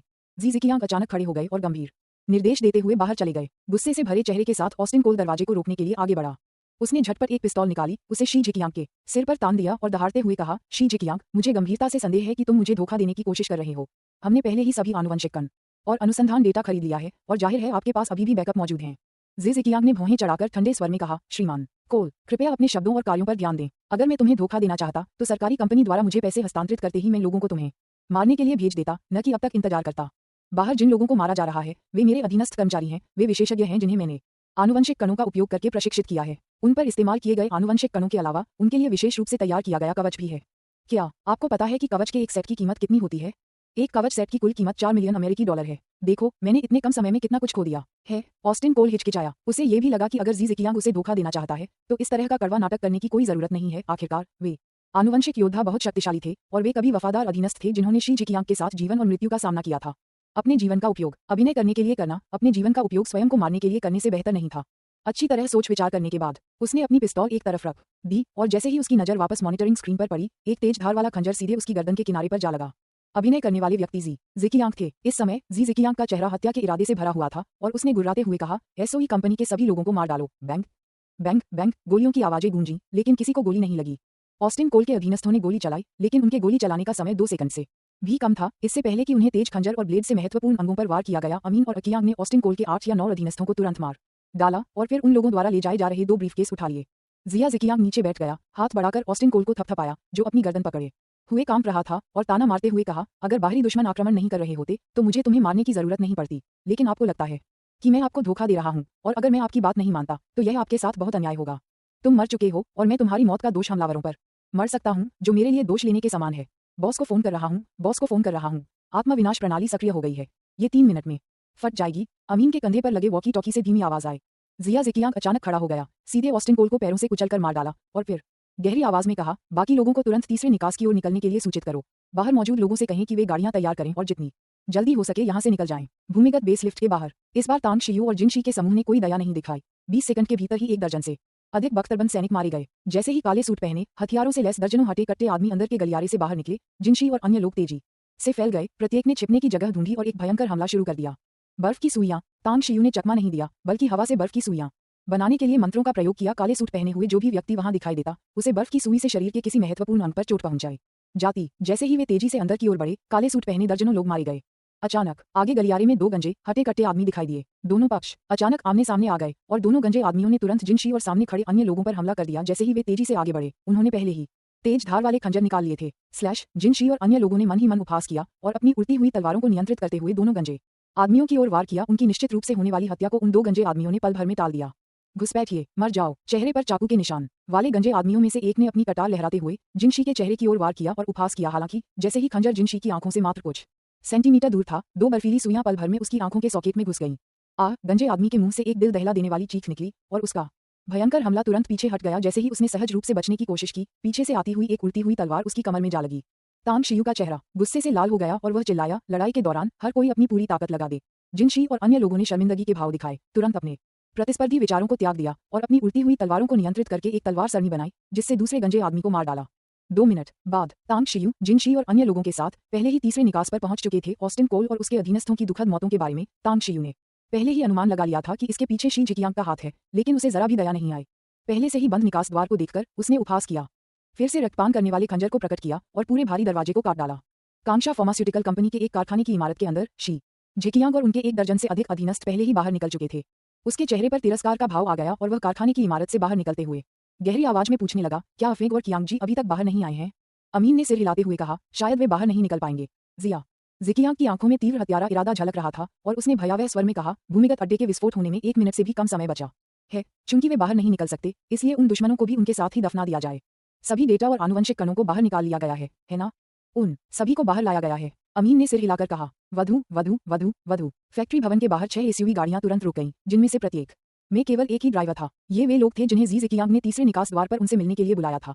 अगर भूमिगत अड्डे में कुछ भी होता है तो वे जी ज़ेकियांग को जितनी जल्दी हो सके वहां से निकाल सकेंगे। अध्याय 739। तस्करी। जी ज़ेकियांग एक बेहद सतर्क व्यक्ति थे। उनके जीवन को उनसे ज्यादा कोई महत्व नहीं देता था, जब तक कि यह बिल्कुल आवश्यक न हो। भूमिगत अड्डे को खाली करने के क्षण से ही वह पूरी तरह से सतर्क रहा। इस बात को लेकर अनिश्चित था कि दुश्मन ने तीसरा निकास द्वार ढूंढ लिया है या वे सीलबंद निकास द्वार को नष्ट करने की कोशिश कर रहे हैं। हालांकि जब उन्होंने देखा कि 6 ऑफ-रोड वाहन कारखाने के गेट के बाहर स्थिर रूप से रुक गए और उनके इंजन गरजते हुए बंद हो गए, तो उनके दिल पर से भारी बोझ आखिरकार हट गया। कंपनी के पास एक गुप्त साइड डोर था जो इतना छिपा हुआ था कि इसके बारे में बहुत कम लोग जानते थे, जिससे मुख्य द्वार बंद होने पर भी उसका भाग निकलना सुनिश्चित हो जाता था। जिया ज़ेकियांग कार के दरवाजे पर रुका, गोदाम के अंदर गहराई से देखने के लिए मुड़ा और बुदबुदाया, जल्द ही ये जगह एक जीती जागती नरक बन जाएगी। मेरे शोध परिणामों पर लालच करने की हिम्मत करो और मृत्यु ही तुम्हारा अंतिम गंतव्य है। इतना कहकर उसने अपनी नाक से 2 ठंडी सांसें छोड़ी और बीच में खड़ी ऑफ रोड गाड़ी में बैठने के लिए मुड़ गया। अमीन शी जिकियांग का करीब से पीछा कर रहा था और जैसे ही उसने उसके लिए कार का दरवाजा खोला, अचानक उसके दिल में खतरे की एक तीव्र भावना उमड़ पड़ी। लगभग तुरंत ही उसने जमीन से जोर लगाकर जी ज़ेकियांग को पीछे की ओर धकेल दिया। Puff puff puff. आकाश से उतरती हुई बहती आकाशगंगा की तरह ब्लेड की रोशनी की लकीरें तारों की रोशनी में कुछ चकाचौंध कर रही थीं। तेज रोशनी के अचानक तेज झटकों की चपेट में आने से 6 ऑफ रोड वाहन जोरदार धमाके के साथ नष्ट हो गए। इसके तुरंत बाद चिंगारियों ने फटे हुए ईंधन टैंकों में आग लगा दी और देखते ही देखते आग ने सभी 6 वाहनों को अपनी चपेट में ले लिया। मो आवू 100 फीस्ट रेस्टोरेंट के 4 उस्तादों के साथ हवा में से नीचे उतरे। जिया ज़ेकियांग के अधीनस्थों के बीच विस्फोट और आग से जलते हुए ऑफ रोड वाहनों के कारण मची अफरा तफरी का फायदा उठाते हुए 5 लोगों ने बिजली की गति से हमला किया और हत्याएं कर दी। कुछ ही पलों में उन्होंने 5 या 6 लोगों को मार डाला था। दफा हो जाओ। अलीम की मांसपेशियां तनी हुई थीं। आनुवंशिक कणों को इंजेक्ट करने के बाद एक आनुवंशिक योद्धा में परिवर्तित होने के कारण उसकी ताकत और गति पहले की किसी भी चीज से कहीं अधिक थी, जिसकी उसने कभी कल्पना भी नहीं की थी। इस समय अपने शरीर के हर हिस्से से स्प्रिंग की तरह शक्ति का प्रचंड प्रवाह महसूस करते हुए उसने हथियार निकालने की जहमत तक नहीं उठाई और सीधे मोआवू की ओर मुक्का मारा। उनके विचार में मोआवू और उनके समूह का प्रकट होना भले ही प्रभावशाली था, लेकिन ये किसी शक्तिशाली हथियार के जरिए ही संभव हुआ होगा। अगर सीधी लड़ाई की नौबत आती तो उसे पूरा भरोसा था कि वह इन हमलावर दुश्मनों को आसानी से मार गिरा सकता था। मोआवू ने न तो वार को चकमा दिया और न ही पीछे हटे, बल्कि एक जोरदार सीधा मुक्का मारा। जैसे ही उसकी मुट्ठी अलीम की मुट्ठी से टकराई, उसकी मुट्ठी से एक उड़ती हुई तलवार निकली, जिसने तुरंत अलीम की मुट्ठी को चीर दिया और फिर उसकी बाह का पीछा करते हुए अलीम को बगल से 2 हिस्सों में बांट दिया। बॉस ने कहा कि दुश्मन को सबसे सरल तरीके से सबसे तेज हमले के साथ खत्म किया जाना चाहिए। दुश्मन को मारने के लिए उड़ने वाली तलवार का इस्तेमाल करो, लेकिन जी ज़ेकियांग को जिंदा छोड़ दो। 100 फीस्ट। रेस्टोरेंट के अन्य 4 उस्तादों ने अपनी उड़ने वाली तलवारों को नियंत्रित करते हुए एक तलवारों की पंक्ति बनाई और तलवारों के नाचते हुए शी जिकियांग और अमीन को छोड़कर बाकी सभी की जान तेजी से ले ली। साथ ले जाए जा रहे 6 काले ब्रीफकेस जमीन पर गिर गए। Whoosh whoosh whoosh whoosh. कारखाने की इमारत से प्रेत जैसी आकृतियां तेजी से बाहर निकलीं। जैसे ही तांग शियू ने अपने हाथ हिलाए, अचानक हवा से एक कंपा देने वाली धुंध की परत प्रकट हुई, जिसने जलते हुए ऑफ रोड वाहनों को ढक लिया। भीषण आग की चपेट में आए वाहन 6 या 7 सांसों के भीतर बर्फ की एक पतली परत से ढक गए और आग पूरी तरह से बुझ गई। बॉस, कुछ सेकंड बाद एक अधेड़ उम्र का आदमी अचानक प्रकट हुआ और तांग शियू के सामने खड़ा हो गया। सम्मानपूर्वक बोला, आत्मा विनाश उपकरण को निष्क्रिय कर दिया गया है और भूमिगत अड्डे को संरक्षित किया जा सकता है। जी जिकियांग, जो अभी अभी जमीन से उठा था, उसका चेहरा सदमे से भरा हुआ था और वह अमीन की सुरक्षा में मौजूद तांग शियू और उसके समूह को ध्यान से देख रहा था। लेकिन उस 100 फीस्ट रेस्टोरेंट के मालिक के शब्दों को सुनकर अपने डर के बावजूद वह अविश्वास से चिल्ला उठा, असंभव। एक बार आत्मा विनाश प्रणाली सक्रिय हो जाने के बाद इसे कोई भी निष्क्रिय या रोक नहीं सकता है। मैंने देश डी के सबसे बेईमान हथियार विक्रेता से यह आत्मा विनाश प्रणाली खरीदने के लिए बहुत सारा पैसा खर्च किया। अधेड़ उम्र के व्यक्ति ने शी जिकियांग को ठंडी निगाहों से देखा और उपहास करते हुए कहा, हो सकता है कि दूसरे ऐसा न कर पाएं, लेकिन मैं कर सकता हूं, क्योंकि इस आत्मा विनाश प्रणाली को मैंने देश डी के एक प्रशिक्षण शिविर में अपने प्रशिक्षण के दौरान विकसित किया था। सारी प्रोग्रामिंग और कोड मैंने खुद लिखे हैं और इसमें मौजूद 2 खामियों को भी मैंने एक तरकीब का इस्तेमाल करके छिपाया है। जिकियांग का शरीर कांप उठा, उसकी पुतलियां सिकुड़ गईं और वह भय से चीख उठा, तुम ब्लड शार्क हो? अरे यार, वो मशहूर ब्लड शार्क हुआशिया में कैसे पहुंच गई? और तुम्हारा कोई बॉस भी है? ब्लड शार्क ने अब शी जिकियांग पर ध्यान नहीं दिया बल्कि तांग शियू की ओर देखा। तांग शियू ने सिर हिलाया और मुस्कुराते हुए कहा, मुझे डर था कि कोई बड़ी समस्या हो सकती है, लेकिन अब सब ठीक लग रहा है। आपने बहुत अच्छा किया। हमारे लौटने पर आपको इनाम मिलेगा। बोलते हुए उसने अपनी निगाहें शी जिकियांग के चेहरे पर टिका दी और मुस्कुराते हुए कहा, बॉस शी, मैंने आपके बारे में बहुत कुछ सुना है। जिकियांग को तांग शियू कुछ जाना पहचाना सा लगा, लेकिन उसे याद नहीं आ रहा था कि उसने उसे कहाँ देखा था। कुछ पल हिचकिचाने के बाद उसने पूछा, तुम कौन हो? तांग शियू ने हल्की सी मुस्कान के साथ कहा, आप बहुत काबिल हैं और आप मेरा नाम जानने के योग्य हैं। मैं तांग शियू हूँ। जिकियांग का चेहरा बदल गया और वह झट से बोल पड़ा, युवा दिव्य डॉक्टर तांग शियू, शेंग तांग समूह के बड़े बॉस। तांग शियू मुस्कुराई, चूंकि आप मुझे जानते हैं, इससे चीजें आसान हो जाती हैं। मैं आनुवंशिक कणों पर आपके शोध के लिए बहुत आभारी हूँ, लेकिन अगर यह चीज फैलती है तो इससे विश्व की स्थिति में अनिवार्य रूप से बड़े बदलाव आएंगे। इसलिए मुझे इस चीज को आपके लिए सुरक्षित रखना होगा। आपको कोई आपत्ति तो नहीं है? जिकियांग ने गुस्से से कहा, अगर तुम मुझे लूटने वाले हो तो सीधे सीधे कह दो। घृणित कार्य करते हुए सदाचारी होने का दिखावा क्यों करें? तांग शियू ने मुस्कुराते हुए पूछा, क्या तुम्हें मौत से डर नहीं लगता? जिकियांग एकदम जम गया, फिर उसका चेहरा बेहद बदसूरत हो गया। जब किसी दूसरे के घर में हो तो सिर झुकाना चाहिए। मृत्यु का सामना करते हुए वह वास्तव में बहुत डरा हुआ था। हालांकि वर्षों के परिश्रम और भारी निवेश के परिणाम को इस तरह चोरी होते देखकर उनका दिल इतना दुख गया कि वे मुश्किल से सांस ले पा रहे थे। पहली बार क्रोध ने भय पर विजय प्राप्त कर ली, जिससे वह तांग शियू के सामने सिर झुकाने से हिचक गया। तांग शियू ने हल्की सी मुस्कान के साथ कहा, अगर मैं गलत नहीं हूं तो एसओई कंपनी के ऑस्टिन कोल शायद आपसे सौदा करने के लिए मैजिक सिटी आए थे, है ना? उसने गुप्त रूप से मैजिक सिटी में घुसपैठ की और अपने निशान मिटाने के लिए उसने मैजिक सिटी में कई हत्याएं भी की, ताकि सुरक्षा विभागों और पुलिस का ध्यान भटकाया जा सके। इस कर्ज का हिसाब भी आपको ही करना होगा, है ना? जिकियांग ने इससे इनकार नहीं किया। वह जानता था कि वह जो भी कहेगा आज उसके भाग्य से बचना उसके लिए संभव नहीं होगा। तांग शियू ने फिर कहा, अगर आप मुझे एसओई कंपनी से कुछ पैसे ठगने में मदद कर सकते हैं तो मैं शायद आपकी जान बख्श दूं। ये सौदा कैसा लग रहा है? जिकियांग ने तांग शियू को ध्यान से देखा और अचानक पूछा, क्या आप वास्तव में आनुवंशिक कणों के अस्तित्व को फैलने देने के इच्छुक नहीं हैं? क्या आप वाकई इसका इस्तेमाल धन कमाने के लिए नहीं करना चाहते? बिल्कुल नहीं, तांग शियू ने सिर हिलाकर कहा। जिकियांग ने कड़वी हंसी हंसते हुए कहा, मैं समझ गया।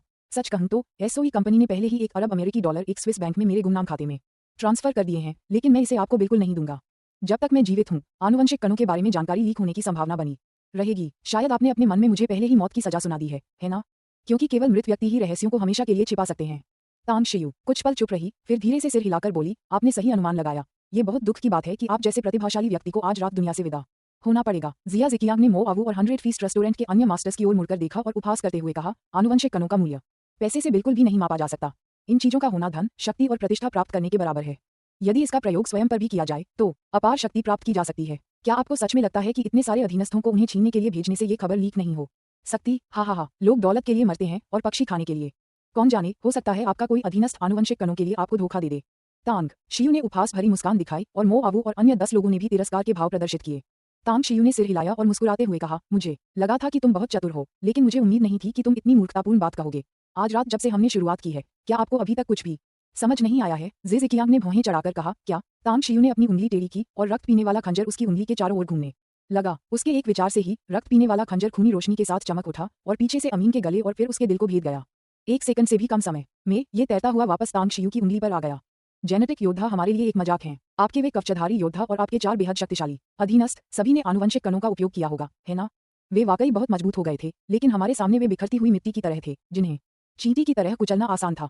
ठीक है, यहाँ राज रखने के लिए मैं कुछ पैसे वसूलने से मना कर दूंगा। तुम अब मर सकते हो। रक्त पीने वाला खंजर चमका और गायब हो गया। जिया जिकियांग को मारने के बाद तांग शियू ने निर्देश दिया, तुम्हारे पास बाहर मौजूद सभी सुरक्षाकर्मियों को हटाने के लिए आधा घंटा है। साथ ही पूरे भूमिगत अड्डे की फिर से अच्छी तरह सफाई करें। हत्या का कोई भी सबूत पीछे नहीं रहना चाहिए। हाँ, मो आबू समेत 11 लोग पल भर में अपने मूल स्थानों से गायब हो गए। उनके लिए शवों और सबूतों को नष्ट करना एक उत्कृष्ट कौशल था।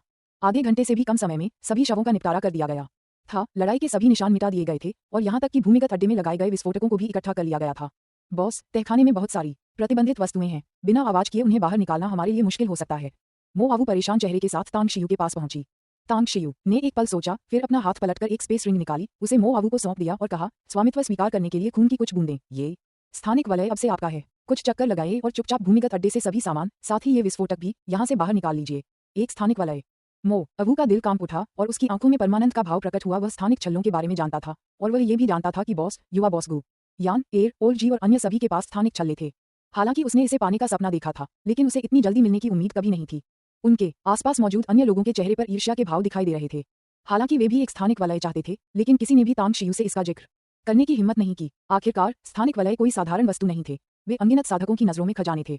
अध्याय 740 परीक्षा विषय। तांग शियू ने सभी के भावों को देखा और हल्के से मुस्कुराते हुए कहा, जब तक आप सभी कड़ी मेहनत करते रहेंगे, जब आप अंतिम चरण के गोल्डन कोर क्षेत्र में पहुंचेंगे, मैं आप में से प्रत्येक को एक स्थानिक अंगूठी दूंगा। धन्यवाद बॉस। जिनशी और बाकी 10 ने आश्चर्य दिखाया और धन्यवाद में अपनी मुट्ठी भींच ली। तांग शियू के चेहरे पर मुस्कान और गहरी हो गई। हालांकि स्थानिक अंगूठियों को बनाने के लिए कई कीमती सामग्रियों की आवश्यकता होती है, जिनमें शून्य विभाजन पत्थर अत्यंत दुर्लभ होता है, फिर भी 100 फीस्ट रेस्टोरेंट ने हाल ही में बड़ी मात्रा में कीमती अयस्क खरीदे थे।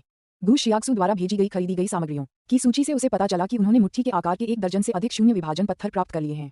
इस समय लोगों को अपने पक्ष में करने का यह एक अच्छा अवसर था और वह इसे बर्बाद नहीं करना चाहता था। तांग शियू ने शी जिकियांग द्वारा ले जाने के लिए तैयार किए जा रहे सभी सूटकेसों को पहले ही अपने स्थानिक घेरे में रख लिया था। मो आबू द्वारा भूमिगत अड्डे से सभी प्रतिबंधित सामान और विस्फोटक अपने स्थानिक घेरे में रखने के बाद सभी ने अपने अदृश्यता ताबीज का उपयोग करके चुपचाप वहां से प्रस्थान कर दिया। हालांकि पहले अंदर गोलियों की आवाज सुनी गई थी, लेकिन वे जमीन से दर्जनों मीटर नीचे थीं, इसलिए बाहर किसी ने उन्हें नहीं सुना। इस तरह इस क्रूर नरसंहार की जानकारी बाहरी लोगों को नहीं मिली। हालांकि 6 ऑफ रोड वाहनों को जलाए जाने की घटना ने आसपास के कुछ लोगों का ध्यान आकर्षित किया, जिनमें राष्ट्रीय खुफिया विभाग के लोग भी शामिल थे। चेन बिंग खुफिया नेटवर्क की अग्रिम पंक्ति में एक तेजतर्रार सिपाही, उन्होंने कई विदेशी मिशन सफलतापूर्वक पूरे किए थे। हाल ही में कई दुखद मामलों के कारण उन्हें कार्यभार संभालने के लिए चीन, विशेष रूप से शंघाई, वापस स्थानांतरित कर दिया गया था। अपनी जांच के माध्यम से उन्होंने पहले ही यह निर्धारित कर लिया था कि जुसी टेक्नोलॉजी की सहायक कंपनी कांक्षा फार्मास्यूटिकल कंपनी एक प्रमुख संदिग्ध थी और यह भी अत्यधिक संभावना थी कि विदेशी एसओई कंपनी के तीसरे नंबर के नेता ऑस्टिन कोल वहां छिपे हुए थे। क्या आपने रैट नाम के उस आदमी से संपर्क किया है? चेन बिंग कांक्षा फार्मास्यूटिकल कंपनी के मुख्य द्वार पर खड़ा था, चारों साधारण सुरक्षा गार्डों की सतर्क निगाहों को देख रहा था और उसने अपने बगल में खड़े व्यक्ति से पूछा। अभी नहीं, वह मानो हवा में गायब हो गया है, उसका पता नहीं चल पा रहा है। ढूंढते रहो, उससे संपर्क जरूर करना। चेन बिंग ने निर्देश दिया और सड़क किनारे खड़ी कार की ओर चल पड़ा। हालांकि उसे पता नहीं था कि कांक्षा फार्मास्यूटिकल कंपनी के अंदर क्या हुआ था या वहां आग की एक हल्की सी लपट क्यों उठी थी, लेकिन उसने जानकारी जुटाने का प्रयास छोड़ने का कोई इरादा नहीं किया था। हालांकि सुबह के लगभग 4 बज चुके थे और कांक्षा फार्मास्यूटिकल कंपनी के अंदर सुरक्षाकर्मी सबसे अधिक सतर्क होने चाहिए थे। प्रतीक्षा, भोर तक प्रतीक्षा करना, जब अंदर मौजूद सुरक्षाकर्मी सोचेंगे कि कोई भी चुपचाप घुसपैठ नहीं करेगा और फिर खुफिया जानकारी इकट्ठा करने के लिए अप्रत्याशित रूप से घुसपैठ करेगा, वह सबसे अच्छा समय होगा। स्टार ब्लू विला क्षेत्र। तांग शियू अभी घर लौटा ही था कि उसे रैट का फोन आया। रैट की बात सुनने के बाद तांग शियू कुछ पल चुप रहा और फिर धीरे से बोला, क्या आप दूसरे पक्ष की पहचान की पुष्टि कर सकते हैं? रैट ने कहा, अभी तो मैं समझ नहीं पा रहा हूँ, लेकिन मुझे शक है कि वह किसी राष्ट्रीय खुफिया एजेंसी से है। कल रात कांक्षा फार्मास्यूटिकल कंपनी के पास भयंकर लड़ाई हुई थी और वे सबसे ज्यादा चिंतित होंगे। इसके अलावा उन 2 बख्तरबंद सैनिकों के आगे बढ़ने से विशेष बलों के जवानों को भी भारी नुकसान हुआ है, इसलिए वे जरूर हताश हो रहे होंगे। तांग शियू ने धीरे से कहा, उन्हें थोड़ी देर के लिए टालो, उजाला होते ही उनसे दोबारा संपर्क करो। अगर वे तुमसे खुफिया जानकारी खरीदना चाहें तो बस उन्हें बता देना कि शी जिकियांग विदेश भाग गया है और कहना कि तुम ये पता नहीं लगा पा रहे हो कि वह किन रास्तों से भागा है। साथ ही उन्हें ये भी बताना कि सरकारी कंपनी के लोग भी चले गए हैं और कल रात कांक्षा फार्मास्यूटिकल कंपनी में किसी ने शव जलाए थे।